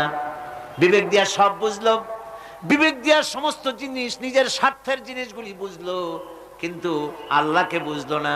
কান দিয়েছিলাম শোনার জন্য, গান শুনলো, বাজে কথা শুনলো, সব শুনলো, কিন্তু হকের দাওয়াত তার কানের মধ্যে ঢুকলো না। হক বুঝলো না, হক শুনলো না, হক দেখলো না, সত্যকে চিনতে পারলো না। আল্লাহ পাক বলেন, উলাইকা কাল আনআম, এরা হলো চতুষ্পদ জানোয়ার, জানোয়ার পশু। আল্লাহ কয় না, খালি পশু কইলে সারে না, বাল হুম আদাল, একেবারে পশুর চাইতেও নিকৃষ্ট। কারণ কি? কারণ হলো পশু অবিশ্বাসী নয়, পশু অবিশ্বাসী নয়, পশু কাফের নয়, পশু মুশরিক নয়, পশু মুরতাদ নয়, পশু নাস্তিক নয়, ঠিক কিনা? সুতরাং পশুর চাইতেও খারাপ, পশুর চাইতেও খারাপ। পশু যেটা বোঝে তাও বোঝে না। পশু তো অন্তত মালিকের আনুগত্য করে, তার কথা শোনে, যার খায় তার কথা শোনে। কুত্তাটাও কুকুরও যার খায় তার কথা শোনে, ঠিক কিনা গণ? অথচ যে আল্লাহ রাব্বুল আলামিন খেতে দিলেন, পড়তে দিলেন, সব কিছু দিলেন, তার ইবাদতটা বুঝতে চেষ্টা করলো না, তার ইবাদত বুঝতে চেষ্টা করলো না, তার গোলামি করতে জানলো না। সুতরাং এগুলি হচ্ছে উলাইকা কাল আনাম, এগুলি চতুষ্পদ জন্তু এবং জানোয়ারের মতো, বরং তার থেকেও নিকৃষ্ট। মানুষকে আল্লাহ পাক জ্ঞান দিয়েছিলেন, সেই জ্ঞান দিয়ে সে দূরবীন আবিষ্কার করলো, জ্ঞান দিয়ে দূরবীন আবিষ্কার করলো যাতে করে শকুনের চাইতেও তীক্ষ্ণ দৃষ্টি সম্পন্ন হয়। সে গাড়ি আবিষ্কার করলো যাতে করে চিতাবাঘের চাইতেও বেশি দৌড়াইতে পারে। সে সাবমেরিন আবিষ্কার করলো যাতে করে মাছের চাইতেও বেশি দ্রুতগামী হয়ে চলতে পারে পানির তলা দিয়া। সব কিছুই করলো, কিন্তু তার মনুষ্যত্বকে বাড়াইতে পারলো না, মনুষ্যত্বকে বাড়াতে পারলো না। এই মনুষ্যত্বই ছিল সবচেয়ে বড় জিনিস। কবি বলছেন, মুঝে ये डर है कि दिले जिंदा तू ना मर जाए, मुझे ये डर है कि दिले जिंदा तू ना मर जाए, कि जिंदगानी इबारत है तेरे जीने से, मुझे ये डर है कि दिले जिंदा तू ना मर जाए। আমার এই ভয় হয়, হে আমার জীবন্ত আত্মা, তোর না অপমৃত্যু হয়ে যায়, কারণ তোর যদি অপমৃত্যু হয় তাহলে আমার তো বেঁচে থাকার কোনো লাভ নাই। আমরা তো আমাদের আত্মা, জীবিত আত্মাকে মেরে ফেলছি, জীবিত আত্মাকে মেরে ফেলছি, আত্মাকে বিকশিত করছি না। আত্মাকে বিকশিত করতে হবে। এই আত্মা বিকশিত হবে কিভাবে? সব জিনিসের খাবার আল্লাহ পাক এই জমিনে তৈরি করেছেন, ঠিক কিনা কর? সকলের খাবার এই জমিনে। মানুষ যেহেতু তৈরি হয়েছে এই মাটি দিয়ে, সেই জন্য আল্লাহ রাব্বুল আলামিন মানুষের খাবার মাটি দিয়ে তৈরি করে দিয়েছেন। কলা দিয়েছেন, কচু দিয়েছেন, আলু দিয়েছেন, মূলা দিয়েছেন, তাল দিয়েছেন, বেল দিয়েছেন, মাছ দিয়েছেন, তরকারি দিয়েছেন, পনির দিয়েছেন, দুধ দিয়েছেন, গোশত দিয়েছেন। খাবারের কোনো অভাব রাখেন নাই, সব মাটি দিয়েছে। কিন্তু যেই রুহটা আমাদের ভিতরে, যে আত্মাটা আমাদের মধ্যে, যে আত্মা থাকলে পরে বাঁচি, আত্মা না থাকলে পরে মরে যাই, সেই রুহের খাবার আমরা কেউ দিতেছি না। রুহটা কি? আল্লাহ পাক বলছেন, নবী আপনাকে প্রশ্ন করা হয়, ওয়ায়াসআলুনাকা আনির রূহ কুলির রূহু মিন আমরি রাব্বি। নবী হে, প্রশ্ন করা হয় রূহ কি জিনিস? এর জবাব হচ্ছে এই, বলে দিন রূহ হচ্ছে আল্লাহর একটু অর্ডার, একটু হুকুম তোমার ভিতরে কাজ করছে। ওই রূহেরও কিছু খাবার আছে, ওই রূহেরও কিছু খাবার আছে। সেই রূহকে খাবার জমিনে তৈরি হবে না। রুহ গোশত খাবে না, পনির খাবে না, দুধ খাবে না, সর খাবে না, ফল খাবে না, কি খাবে? রুহের খাবার। যেহেতু রুহ এই পৃথিবীতে তৈরি হয় নাই, রুহ এসেছে আলমে আরওয়াহ থেকে, সেজন্য রব্বুল আলামিন রুহের খাবার পাঠিয়েছেন লৌহ মাহফুজ থেকে। আল্লাহ পাক কোরআনে কারীমকে রুহের খোরাক করে পাঠিয়েছেন। রুহকে যদি বাঁচাতে চান তাহলে তার একমাত্র খাদ্য হতেছে তেলাওয়াতে কোরআন, তেলাওয়াতে কোরআন। যত তেলাওয়াত করবেন ততই মজা লাগবে। সুবহানাল্লাহ, কোন সুবহানাল্লাহ। একটু হারাম শরীফ থেকে বেড়ায় আসেন। টাকা পয়সা যাদের আছে তাদের বলছি, পয়সা করি যাদের আছে, সিঙ্গাপুর বেড়ায়। আরে সিঙ্গাপুর বেড়ায় করবা কি? মার্কেটিং ছাড়া আর কিছুই নাই। সিঙ্গাপুর, ব্যাংকক, হংকং এই সমস্ত জায়গায় ঘুরে টুরে আসে, খুব দেখে আসছে। টাকা নষ্ট করে লাভ নাই, বরং পয়সা করি যদি আল্লাহ দিয়ে থাকেন হস্ত করবেনি। পয়সা করি বেশি থাকলে রমজান মুবারকে ওমরা করে এসেন। রাসূল কারীম সাল্লাল্লাহু আলাইহি ওয়াসাল্লাম বলেছেন, যে ব্যক্তি রমজান মুবারকে ওমরা করলো সেজন্য আমার সাথে হজ আদায় করলো। কেন বলছি? এই জন্য বললাম, আল্লাহ পাক আমাকে কয়েকবার নসিব করেছেন। সেখানে যখন রমজান মুবারকে যখন তেলাওয়াত হতে থাকে তারাবিহের ভেতরে, মনে হচ্ছে যেন আকাশ থেকে ওহী নাজিল হতেছে। মানুষের চোখের পানি, নাকের পানি একাকার হয়ে যায় হারাম শরীফের ভিতরে।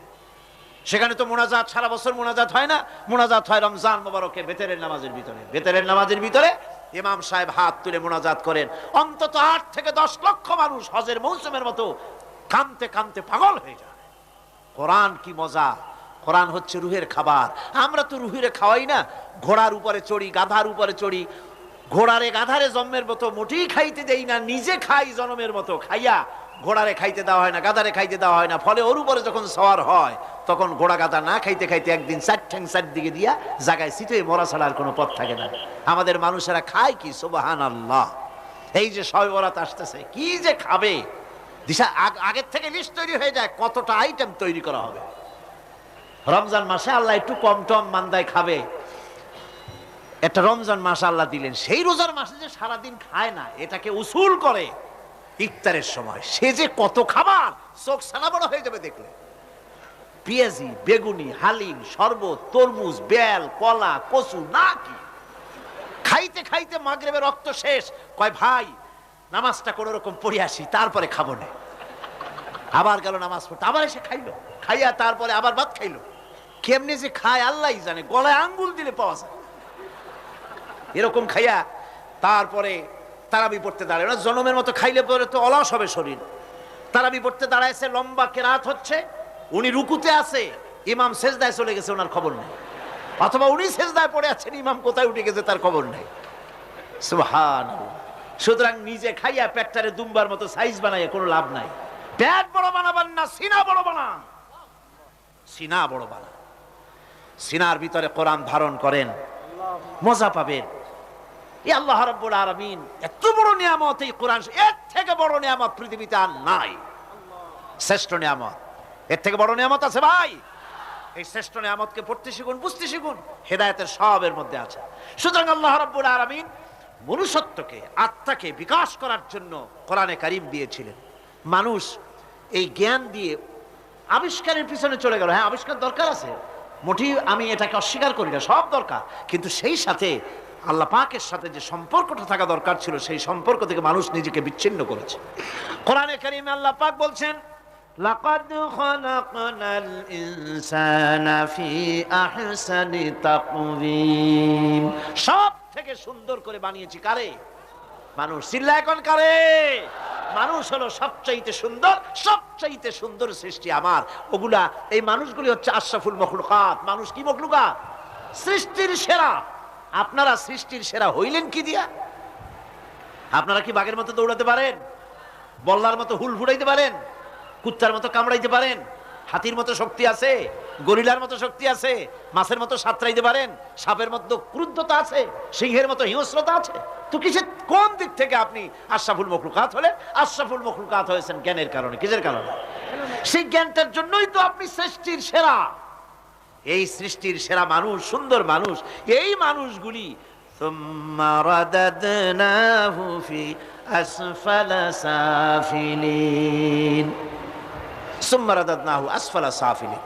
এই মানুষ নিচে নামতে নামতে এত নিচে নামে, শয়তান অবাক হয়ে গালে হাত দিয়া নিচের দিকে তাকাইয়া দেখে আর চিন্তা করে, এর দূর নামলো কেমনে? শয়তান অবাক হয়ে যায় মানুষের অবস্থা দেখে। আজ America, British parliament, American parliament আইন পাশ করে পুরুষে পুরুষে বিবাহ জায়েজ করে দিয়েছে সেখানে। নাউযুবিল্লাহি মিন যালিক। শয়তানের চাইতে নিকৃষ্ট। শয়তানও এইসব কাম জানেও না, বোঝেও না। শয়তান তো ভালো, কুত্তাও জানে না, ঠিক কিনা কন? কুকুরেও সমকামিতা করে না, শুয়ারেও করে না, গাধায়ও করে না। মানুষ কোথায় নামছে? এই মানুষ সৃষ্টির সেরা বানিয়েছিলাম, শয়তানের চাইতে নিকৃষ্ট হয়ে গেল। আল্লাহ পাক বলেন, ইল্লাল্লাযীনা আমানু ওয়া আমিলুস সালিহাতি ফালাহুম আজরুন গায়রু মামনুন। কিন্তু যারা ঈমান এনেছে, আমলে সালেহ করেছে, তাদের জন্য রয়েছে অফুরন্ত পুরস্কার। এই অফুরন্ত পুরস্কার আল্লাহ রাব্বুল আলামিন দান করবেন যারা নাকি মুমিন বান্দা, যারা নাকি ইবাদত করবে তাদের জন্য। এখন আমি আপনাদেরকে বলতেছিলাম যে ইবাদত গোলামি অর্থে, এর গোলামির পূর্ণ অর্থ সেটা হচ্ছে যে ব্যক্তি, পরিবার, সমাজ ও রাষ্ট্র, জীবনের সকল ক্ষেত্রে গোলামি করতে হবে কার? আল্লাহ পাকের। এই ইবাদত শব্দটাকে কোরআনে কারিমে কয়েকটা অর্থে ব্যবহার করা হয়েছে, সে অর্থগুলি আমাদের জানা দরকার। যেমন ইবাদত এবং দাসত্ব অর্থে আল্লাহ পাক বলছেন, সুম্মা আরসালনা মূসা ওয়া আখাহু হারুনা বিআয়াতিনা ওয়া সুলতানিম মুবিন। অথবা মূসা এবং তার ভাই হারুনকে আমার নিদর্শন দিয়ে তাদেরকে সুস্পষ্ট রূপে প্রমাণ সহ ফেরাউন এবং তার সভাসদের কাছে আমি পাঠিয়ে দিলাম। তারা যখন তাদের কাছে গিয়ে দ্বীনের দাওয়াত দিল, তখন তারা কি বলল? ফাকালু আনুমিনু লিবাশারাইনি মিসলিনা ওয়া কওমুহুমা লানা আবিদুন। আমি যখন তাদেরকে পাঠালাম, তারা যখন দ্বীনের দাওয়াত দিলেন, ইবাদতের দাওয়াত দিলেন, তখন তারা বলল, আমরা কি এমন আমাদেরই মতো দুজন মানুষের আনুগত্য করব? এখানে আবিদুন অর্থাৎ দাসত্ব, আমরা কি তার দাসত্ব করব? এই দাসত্ব একমাত্র আল্লাহরই হতে পারে, আর কারো হতে পারে না। সেজন্য কোরআনে কারীম অন্যত্র বলছে, ইয়া আইয়ুহাল্লাযীনা আমানু কুলু মিন তাইয়্যিবাতি মা রাযাকনাকুম ওয়াশকুরু লিল্লাহি ইন কুনতুম ইয়্যাহু তা'বুদুন। হে ঈমানদারেরা, তোমরা যদি আমার ইবাদত করো, তবে আমি তোমাদেরকে যে সব পবিত্র জিনিস দান করেছি তা খাও এবং আল্লাহর শুকর আদায় করো। তো ইবাদত আল্লাহ পাকের করলে আল্লাহ পাক তাদেরকে খেতে দিবেন, পড়তে দিবেন, সবকিছু আল্লাহ পাক করে দিবেন। তো আল্লাহ পাকের ইবাদত করতে হবে, আল্লাহ পাকের উপর ঈমান আনতে হবে, আর তাগুতকে অস্বীকার করতে হবে। অন্য আরেকটি আয়াতে কথাটা এভাবে এসেছে, ফামান ইয়াকফুর বিত্তাগুতি ওয়া ইউমিন বিল্লাহি ফাকাদ ইসতামসাকা বিল উরওয়াতিল উসকা লা ফিসামা লাহা ওয়াল্লাহু সামিউন আলীম।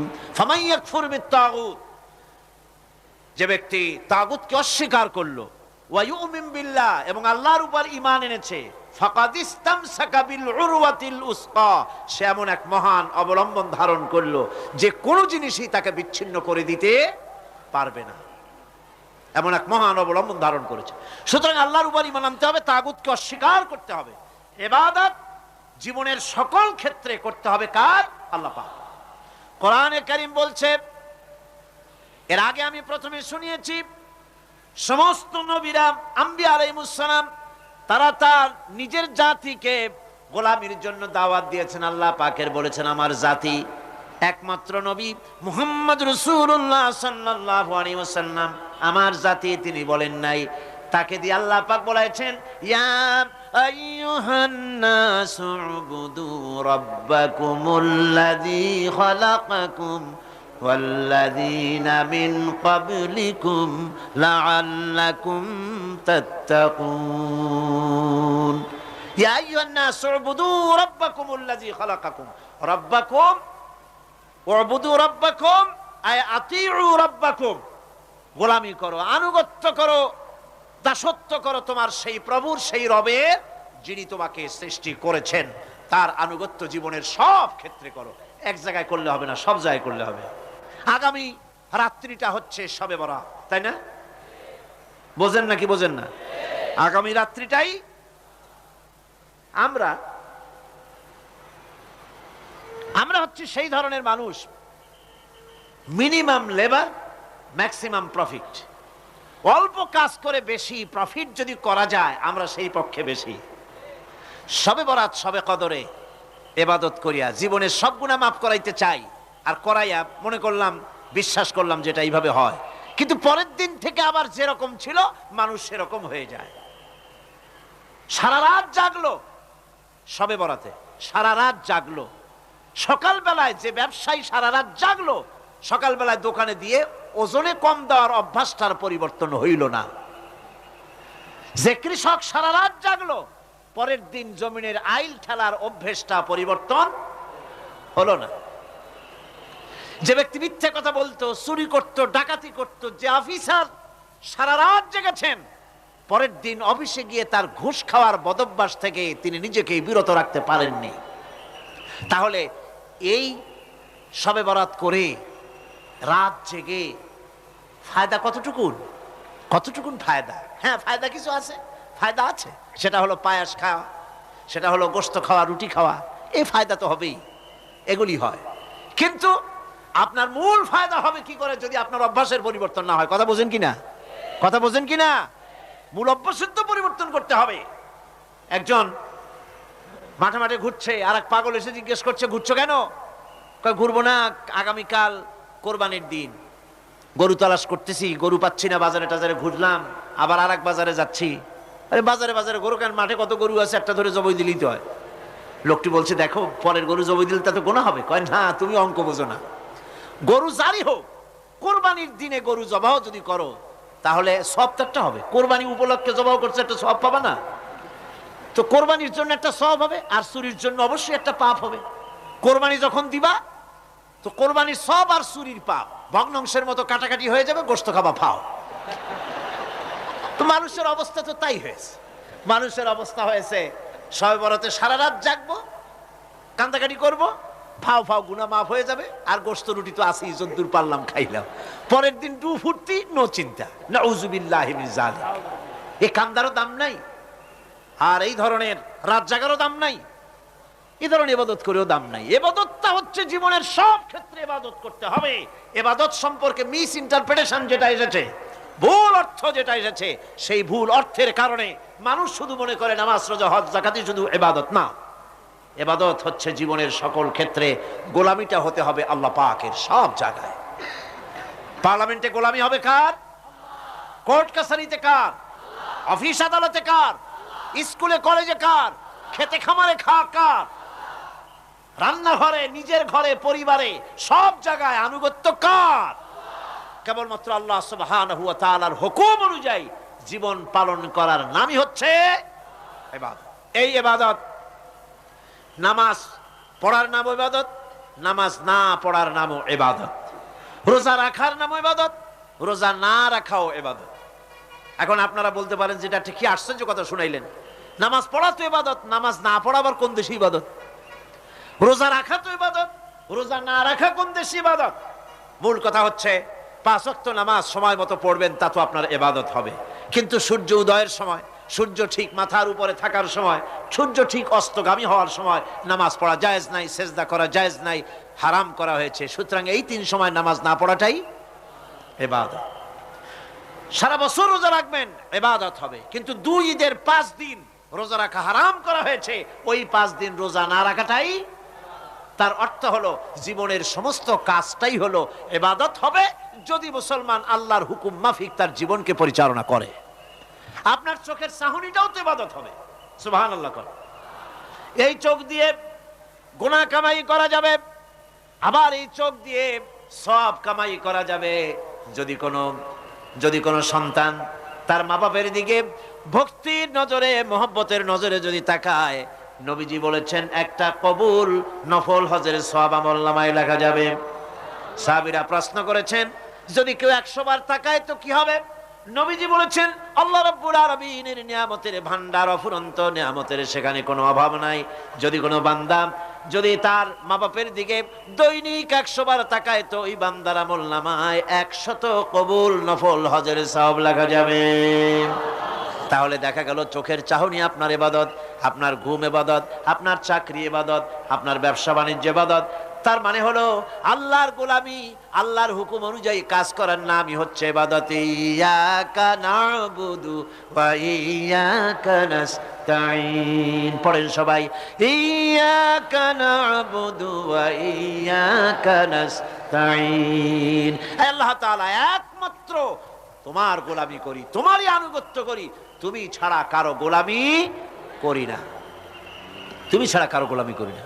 এখন দোকানদার নামাজের মধ্যে পড়লো ইয়াকা নাবুদু। ইয়াকা নাবুদু, নাবুদু শব্দটা হচ্ছে মুজারের সিগা। এটা এর মধ্যে 2টা কাল পাওয়া যায়, বর্তমান আর ভবিষ্যৎ, 2টি কাল পাওয়া যায়।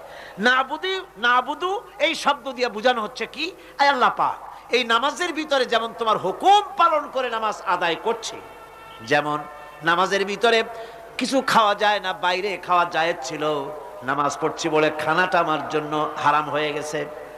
কথা বলা জায়েজ ছিল, নামাজের ভিতরে কথা বলা হারাম করে দিলাম। এদিক ওদিক তাকানো জায়েজ ছিল, নামাজের ভিতরে এদিক ওদিক তাকানো বন্ধ করে দিলাম।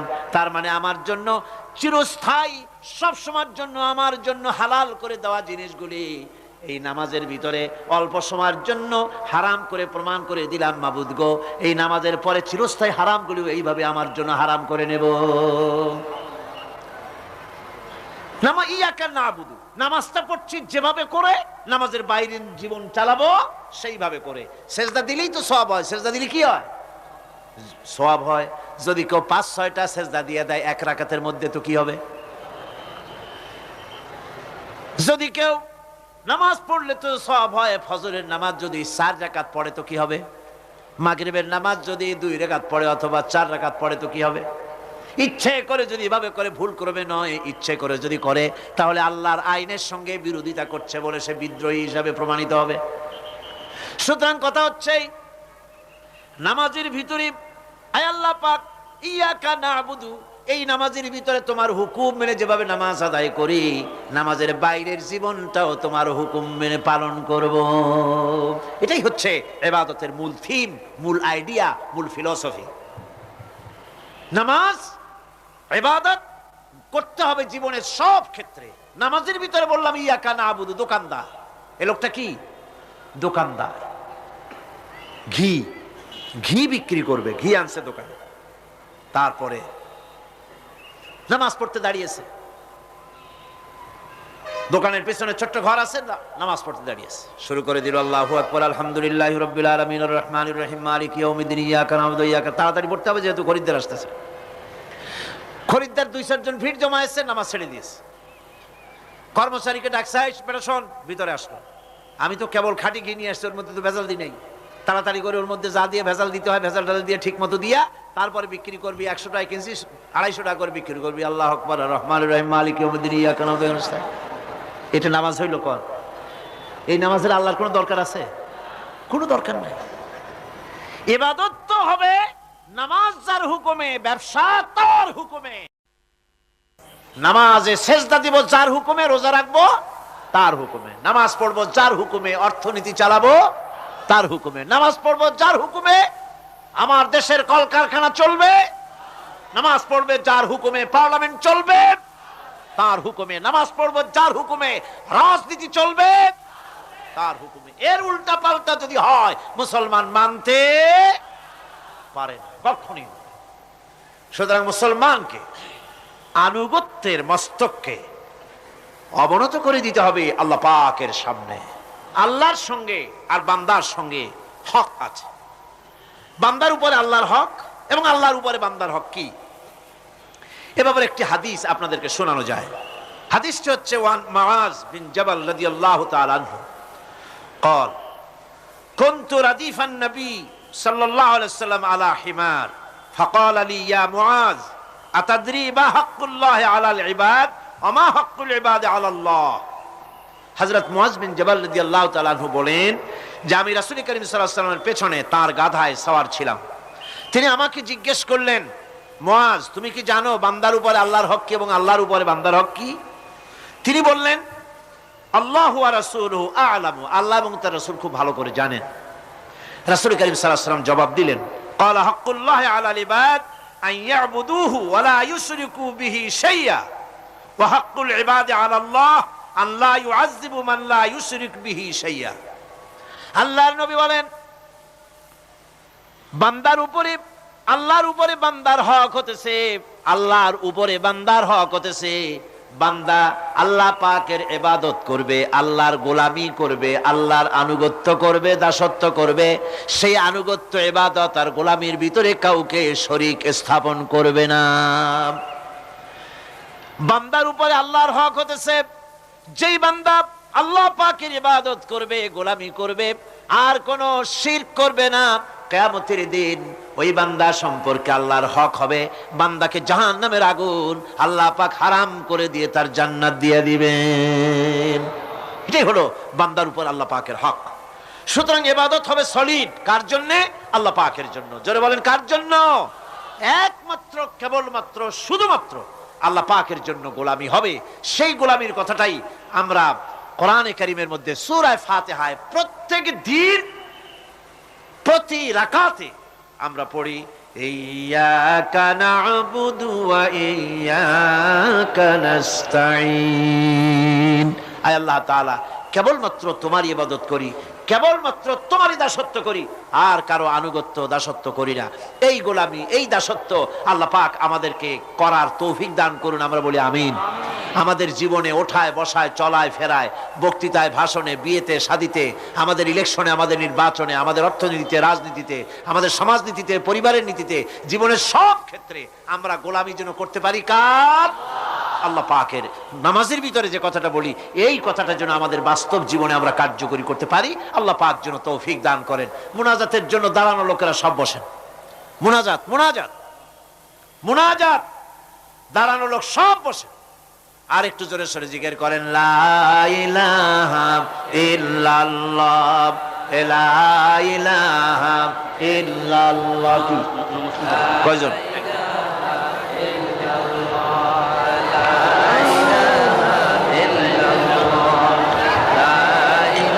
ঠান্ডা।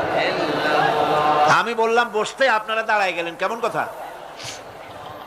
লা ইলাহা ইল্লাল্লাহু মুহাম্মাদুর রাসূলুল্লাহ। আজকে একজন মুসলমান হওয়ার জন্য এসেছেন, বলেন আলহামদুলিল্লাহ। এক ব্যক্তি মুসলমান হবেন, তারে মুসলমান বানানো হচ্ছে। মুনাজাতের জন্য দাঁড়ানো ভাইরা বসেন। আমি বসতে বলেছি, বসতে অসুবিধাটা কি? বসেন না। আর আমি আবার বলি, মুনাজাতের কথা শুনলে যারা হাঁটেন, আমার বড্ড দুঃখ হয়। ঘন্টার পর ঘন্টা বসলেন আর আল্লাহর কাছে হাত উঠাবার সময় চলে যাচ্ছেন। দুর্ভাগ্য, হতভাগ্য ওই সব লোকেদের জন্য যারা আল্লাহর কাছে মুনাজাত করার সুযোগ পায় না। আল্লাহ পাক সকলকে তৌফিক দিন, জোরে কোন আমিন। কে মুসলমান হলো?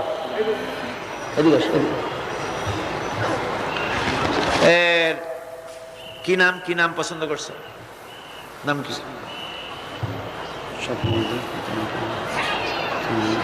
আব্দুর রহিম।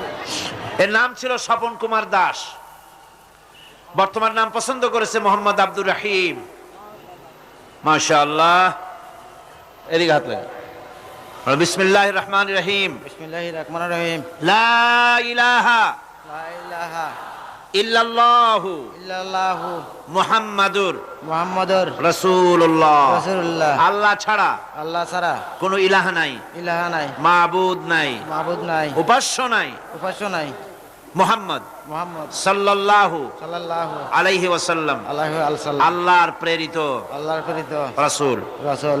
আশহাদু আন লা ইলাহা আশহাদু আন লা ইলাহা ইল্লাল্লাহু ইল্লাল্লাহু ওয়াহদাহু ওয়াহদাহু লা শারীকা লাহু লা শারীকা লাহু ওয়া আশহাদু আন্না ওয়া আশহাদু আন্না মুহাম্মাদান মুহাম্মাদান আবদুহু আবদুহু ওয়া রাসূলুহু। ওয়া রাসূলুহু। আমি সাক্ষ্য দিচ্ছি, আমি সাক্ষ্য দিচ্ছি, আল্লাহ ছাড়া আল্লাহ ছাড়া কোনো ইলাহা নাই, ইলাহা নাই, মাবুদ নাই, মাবুদ নাই, উপাস্য নাই। উপাস্য নাই। তিনি এক, তিনি এক, তিনি একক, তিনি একক, তিনি নিরঙ্কুশ, তিনি অঙ্কুশ, তার কোনো তার কোনো অংশীদার নাই। অংশীদার নাই। আমি আরো সাক্ষ্য দিচ্ছি, আমি আরো সাক্ষ্য মুহাম্মদ দিচ্ছি, মুহাম্মদ সাল্লাল্লাহু সাল্লাল্লাহু আলাইহি ওয়াসাল্লাম আলাইহি ওয়াসাল্লাম আল্লাহর প্রেরিত আল্লাহর প্রেরিত রাসূল রাসূল এবং এবং এবং তার বান্দা। তার বান্দা। সকলকে সালাম দাও। আসসালামু আলাইকুম। আসসালামু আলাইকুম। সকলে কোন ওয়ালাইকুম আসসালাম। আল্লাহ পাকের এই বান্দা মুশরিকানা জীবন যাপন করতেন, এখন তিনি আমাদের তাওহীদ পন্থী, আমাদের ভাই। তিনি আমাদের কি? মুসলিম মিল্লাতে তিনি আসলেন। আমরা তার জন্য দোয়া করব, আল্লাহ যেন তাকে খাঁটি মুসলমান হওয়ার তৌফিক দান করেন। 5 ওয়াক্ত নামাজকে শিখবেন, নামাজ সঠিকভাবে আদায় করবেন, ইসলামকে জানবেন। শুধু মুসলমান হওয়াটাই বড় কথা নয়, ইসলাম জানা, বোঝা এবং তার উপরে আমল করা, এটা যেন আপনি রীতিমতো করবেন। আল্লাহ পাক তৌফিক দান করুন। আমি ওনাকে কোলাকুলি করছি ওনার সাথে আপনাদের পক্ষ থেকে।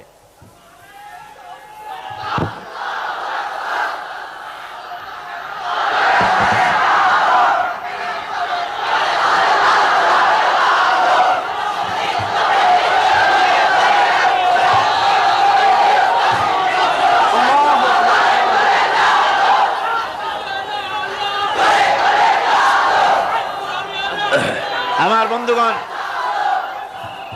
আজকের তাফসীরুল কোরআন মাহফিলের 3য় দিবস চলে গেল। আগামীকাল 4র্থ দিবস এবং এরপরে আমাদের কাঙ্ক্ষিত 5ম দিবস মুনাজাতের দিন। আগামীকাল শবে বরাত।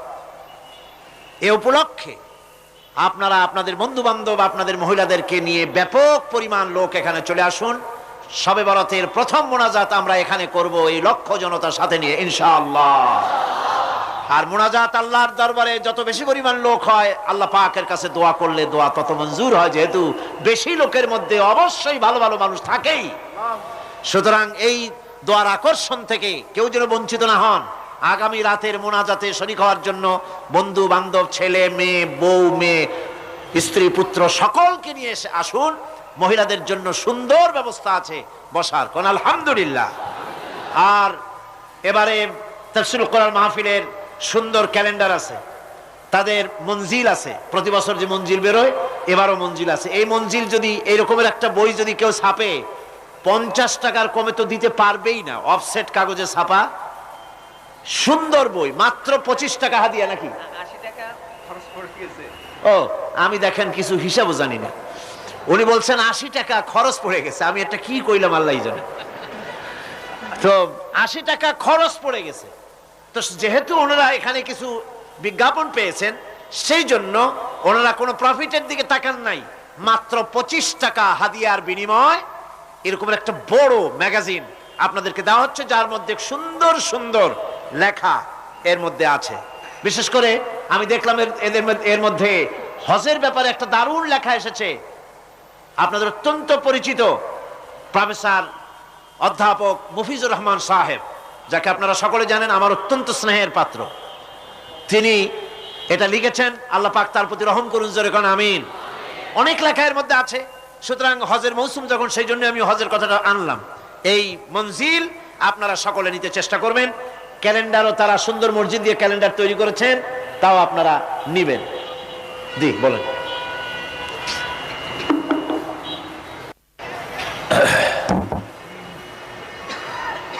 মৌলানা শামসুদ্দিন সাহেব, আল্লাহ পাক তাকে হায়াতে তাইয়্যিবা, সেহাতে কুল্লিয়া দান করুন, সবাই বলেন আমিন। তিনি যে আপিল আপনাদের সামনে রেখেছেন, এটি প্রতি বছরই এ ধরনের বাজেট পেশ হয়। আল্লাহ পাক পুরা করে দেন। ঋণগ্রস্ত আল্লাহ সমাজ কল্যাণকে করেন নাই, আলহামদুলিল্লাহ। আমারও দৃঢ় বিশ্বাস আমরা কোরআনে কারীমের খেদমত করছি, কথা ঠিক কিনা? আমরা আল্লাহ পাককে খুশি করার জন্য এই কোরআনে কারীমের মাহফিল এখানে হয়, লোকেরা আসে, আমরা আসি কোরআনে কারীমের জন্য। আমার দৃঢ় বিশ্বাস কোরআনে কারীমের বরকতেই আল্লাহ পাক এই বিরাট অর্থ ঋণ আল্লাহ পরিশোধ করার ব্যবস্থা করে দিবেন ইনশাআল্লাহ। সেজন্যে আমি আপনাদের সকলের খেদমতে আরজ করছি, আজকে তো আপনারা যাওয়ার সময় সকলেই দিয়ে যাবেন, সকলেই দিয়ে যাবেন। আর আগামীকাল ওই পবিত্র রজনীতে আপনারা অবশ্যই নিয়ে আসবেন। সবসময় দানের ফজিলত তো একরকম না, বিভিন্ন সময় বিভিন্ন রকম হয়। এই মাসে দান করলে যেরকম সব, রোজার মাসে দান করলে কি সেই রকম? তার থেকে অনেক বেশি রমজান মাসে দান করলে। সুতরাং কালকের একটা পবিত্র রাত, এই রাতে আপনারা অবশ্যই বেশি করে কিছু পয়সা করে নিয়ে এসেন পকেটে করে। সে পয়সা কড়িগুলি কালকে মোনাজাতের পর যাওয়ার সময় দিয়ে যাবেন, যেন কালকেই বাজেটের একেবারে পৌনে কাছাকাছি না যাক, একেবারে মানে পুরাটা না হোক, একেবারে কাছাকাছি পর্যন্ত যাইতে পারে। এরকম সবাই মিলে দিলে কিছুই না। কত বড় লোক আছে, লাইটের পয়সা একজনে দিতে পারেন, মাইকের পয়সা একজনে দিতে পারেন, প্যান্ডেলের পয়সা দিতে পারেন, না পারে না কিনা বলেন? আল্লাহ পাক মালদারদের, গরিব মানুষ থেকে শুরু করে মালদার পর্যন্ত সকলের দিলের মধ্যে আল্লাহ পাক মোহাব্বত পয়দা করে দিন, সবাই বলি আমিন। আর মহিলাদের ব্যাপারে যে কথাটা আমার বন্ধুবর মাওলানা শামসুদ্দিন সাহেব বলেছেন, এটি একটি গুরুত্বপূর্ণ বিষয়। মা বোনেরা আপনারা লক্ষ্য করে শুনবেন। আমার পরিশ্রম হবে, কিন্তু তারপরেও আমি রাজি হয়েছি, সম্মত হয়েছি, যেহেতু মহিলাদের জন্য আলাদা কিছু বিষয় থাকে, যে বিষয়গুলি আমভাবে ঘন্টার পর ঘন্টা বলা যায় না, সম্ভব নয়। সেজন্য মহিলাদের জন্য আলাদা প্রোগ্রাম ঢাকায় হচ্ছে। বিশেষ করে আমি যেখানে যেখানে তাফসীর মাহফিল করতেছি, ঢাকায়, সিলেটে, দিনাজপুরে, পাবনায়, খুলনায়, সেখানে মহিলাদের জন্য দিনের বেলায় আলাদা প্রোগ্রাম করা হচ্ছে পর্দা সহকারে। হাজার হাজার মহিলারা আসতেছেন। 2 ঘন্টার প্রোগ্রাম 9টায় শুরু হবে, 11টায় শেষ হয়ে যাবে। 9টার ভেতরে সকলকে আসতে হবে। বাচ্চাদেরকে বাপেরা রাখবেন। মায়েরা যে বাচ্চা নিয়ে যে কষ্টটা করে 2 ঘন্টার জন্য, সেইটাকে আপনারা অনুভব করা লাগবে। বাচ্চা দিলে তারা কথা শুনতে পারবে না কান্দাকাটির ঠেলায়। একেবারে দুগ্ধপোষ্য বাচ্চা হলে ভিন্ন কথা, কিন্তু তার থেকে বড় হলে সেই বাচ্চা কোলে নিয়ে মাঠে মাঠে আপনি হাঁটবেন। আর মেয়েরা যাতে ওয়াজ শুনতে পারে সেই ব্যবস্থা আপনাদের করে দিতে হবে। প্রথম 1 ঘন্টা মহিলাদের প্রশ্নের জবাব দেওয়া হবে। আপনারা বৃহস্পতিবার রাত্রে বা কালকে সারাদিনে প্রশ্ন তৈরি করে রাখবেন। মা বোনেরা কি কি প্রশ্ন আপনাদের জানা দরকার সেই সব প্রশ্ন করবেন। প্রশ্নগুলো মঞ্চে আসবে, প্রশ্নের জবাব দেওয়া হবে ইনশাআল্লাহ, এবং তারপরে কিছু গুরুত্বপূর্ণ কথা আপনাদের সামনে পেশ করা হবে। মা বোনেরা আজকের রাতেই টেলিফোন করে আপনাদের বান্ধবী, বোন, মা সকলকে জানান, একে অপরকে জানান, যাতে করে শুক্রবার জুমাবার দিনে সকাল 9টা থেকে 11টা, 9টার মধ্যে আসতে হবে, 11টায় শেষ হয়ে যাবে ইনশাআল্লাহ। আল্লাহ পাক তৌফিক দিন, রহম করুন, আল্লাহুম্মা আমিন। ربنا ظلمنا أنفسنا وإن لم تغفر لنا وترحمنا لنكونن من الخاسرين। আয় আল্লাহ তাআলা, লক্ষ লক্ষ মুসলমান নিয়ে তোমার দরবারে আমরা হাত তুলেছি, তোমার বান্দা বান্দিরা মিলিতভাবে হাত তুলেছি, কোরআনে কারীমের কথা শুনছি, জিকির আজকার করেছি, তেলাওয়াত করেছি। মেহেরবানি করে সওয়াবটুকুন জনাবে মুহাম্মদ রাসূলুল্লাহ সাল্লাল্লাহু আলাইহি সাল্লামের রূহ মুবারকে পৌঁছায় দাও। রব্বুল আলামিন, আমাদের মধ্য থেকে মা বাপ যাদের দুনিয়া থেকে বিদায় হয়ে গেল, মা বাপের কবরগুলিকে জান্নাতের টুকরায় পরিণত করে দাও। রব্বির হামহুমা কামা রব্বায়ানি সাগীরা। পড়েন সবাই, রব্বির হামহুমা কামা রব্বায়ানি সাগীরা। আয় আল্লাহ তাআলা, আমাদের আত্মীয় স্বজন, আমাদের পীর মুর্শিদ, আমাদের ওস্তাদ, আমাদের বন্ধু বান্ধব, ভাই বোন যারা আমাদের ছেড়ে চলে গেছেন, আল্লাহ তুমি তাদের উপরে রহমত নাজিল করো। উপমহাদেশের ইসলামী চিন্তাবিদদের মধ্যে একজন নাম করা ইসলামী চিন্তানায়ক খুররাম জাহ মুরাদ সাহেব, আয় আল্লাহ দুনিয়া থেকে তুমি তাকে তুলে নিয়েছো, আল্লাহ তুমি দয়া করে তাকে জান্নাতুল ফেরদাউসের মেহমান বানায়া নাও। রব্বুল আলামিন, এই কোরআনের মাহফিলে আসার পথে তোমার যেই দুই বান্দা তুমি আপন দরবারে তুলে নিয়েছো, আমরা কোরআনের মাহফিল থেকে তাদের জন্য দোয়া করি, তোমার ওই দুই বান্দাকে শাহাদাতের মর্যাদা দিও। আয় আল্লাহ তাআলা, তাদের স্ত্রী পুত্র পরিজন মা বাপ যারা রয়েছেন, আল্লাহ তাদেরকে তুমি সবর এখতিয়ারের তৌফিক দিয়ে দিও। আর যারা অসুস্থ হয়েছেন, ইনজিউর্ড হয়েছেন, আল্লাহ তুমি দয়া করে তাদেরকে তাড়াতাড়ি সুস্থ করে দিও। রব্বুল আলামিন, প্রতিদিন মা বোনেরা কষ্ট করে আসেন, আয় আল্লাহ এই মা বোনদেরকে কিয়ামতের দিন হযরত ফাতেমা, হযরতে খাদিজা, হযরতে আয়েশা রিদওয়ানুল্লাহি তাআলা আলাইহিম আনহুন্না, আল্লাহ তাদের সঙ্গে তুমি হাসর নসিব করে দিও। রব্বুল আলামিন, পুলিশ ভাইয়েরা, আনসার ভাইয়েরা আর পেশাজীবী লোকেরা, যত ধরনের লোক এই মাহফিলে, আলেম ওলামা, শিক্ষিত ব্যক্তিবর্গ, পীর বুজুর্গ যারাই আসেন, আল্লাহ তুমি দয়া করে মেহেরবানি করে আমাদের সকলকে কোরআনের খাদেম বানায়া দাও। রব্বুল আলামিন, কোরআন বোঝার তৌফিক দিয়া দাও, বিদ্যুৎ সচল রাখার জন্য কোরআন বোঝার তৌফিক দান করে দাও। আয় আল্লাহ তাআলা, কোরআনের হেদায়েত নসিব করে দাও। রব্বুল আলামিন, তুমি দয়া করে মেহেরবানি করে আমাদেরকে তোমার খাঁটি গোলাম বানায়া নাও। আয় আল্লাহ পাক, এই বিরাট মাহফিলের জন্য লোডশেডিং যদি এই এলাকায় হতো, লোকেরা শুনতে পারত না। সুতরাং এই সুন্দর ব্যবস্থা বিদ্যুতের জন্য যারা সহযোগিতা করলো, কারা কারা করলো আমি জানি না, তুমি জানো। যারা যারা এই বিদ্যুতের জন্য সহযোগিতা করেছেন, আল্লাহ পাক তাদেরকে, তাদের মা বাবার কবরকে কিয়ামত পর্যন্ত নূর দিয়ে মুনাওয়ার করে দিও, তাদের জীবনটাকে কোরআনের আলো দিয়ে উদ্ভাসিত করে দিও। আয় আল্লাহ, এই বিশাল ময়দান যারা তাফসীরের জন্য ছেড়েছেন, তাদের জন্য জান্নাতের ময়দান ছেড়ে দিও। রব্বুল আলামিন, এই মাহফিলে যারাই সহযোগিতা করে সকলের প্রতি রহম করো। আয় আল্লাহ, আমার ভাই বলেছেন 18 লক্ষ টাকা খরচ হবে, এটা কি সহজ ব্যাপার? রব্বুল আলামিন, তোমার কাছে তো কিচ্ছুই না মাবুদ, তুমি তোমার বান্দাদের দিলকে নরম করে দাও। সকলেই যেন যাওয়ার সময় এই মাহফিলের প্রতি মহব্বত অনুভব করে, কোরআনের মহব্বতে তারা যেন সমাজ কল্যাণ পরিষদকে দায় মুক্ত করে যায়। আল্লাহ এই তৌফিক সকলকে দিয়ে দিও, মা বোনদের দিও, ভাই বোনদের দিও, সকলকে দান করে দিও। আয় আল্লাহ, ওলামা হাজারাত যারা কষ্ট করে আসেন, মঞ্চে জায়গা হয় না, কত আলেম ওলামা মাটির উপরে বিভিন্ন জায়গায় বসে আছেন, মর্যাদা সম্পন্ন বহুত ওলামায়ও বসেছেন। আল্লাহ, তুমি তোমার ওলামাদেরকে মর্যাদা, তুমি তোমার আলেমদেরকে মর্যাদা দিও, দুনিয়া এবং আখিরাতে মর্যাদা দিও, হায়াত দারাজ করে দিও, সুস্থতা দিও, রিজকে তুমি বরকত দান করে দিও। ربنا تقبل منا إنك أنت السميع العليم وتب علينا إنك أنت التواب الرحيم سبحان ربك رب العزة عما يصفون وسلام على المرسلين الحمد لله رب العالمين واجعل آخر كلمة عند الموت لا إله إلا الله মুহাম্মাদুর রাসূলুল্লাহ। আসসালামু আলাইকুম ওয়া রাহমাতুল্লাহ।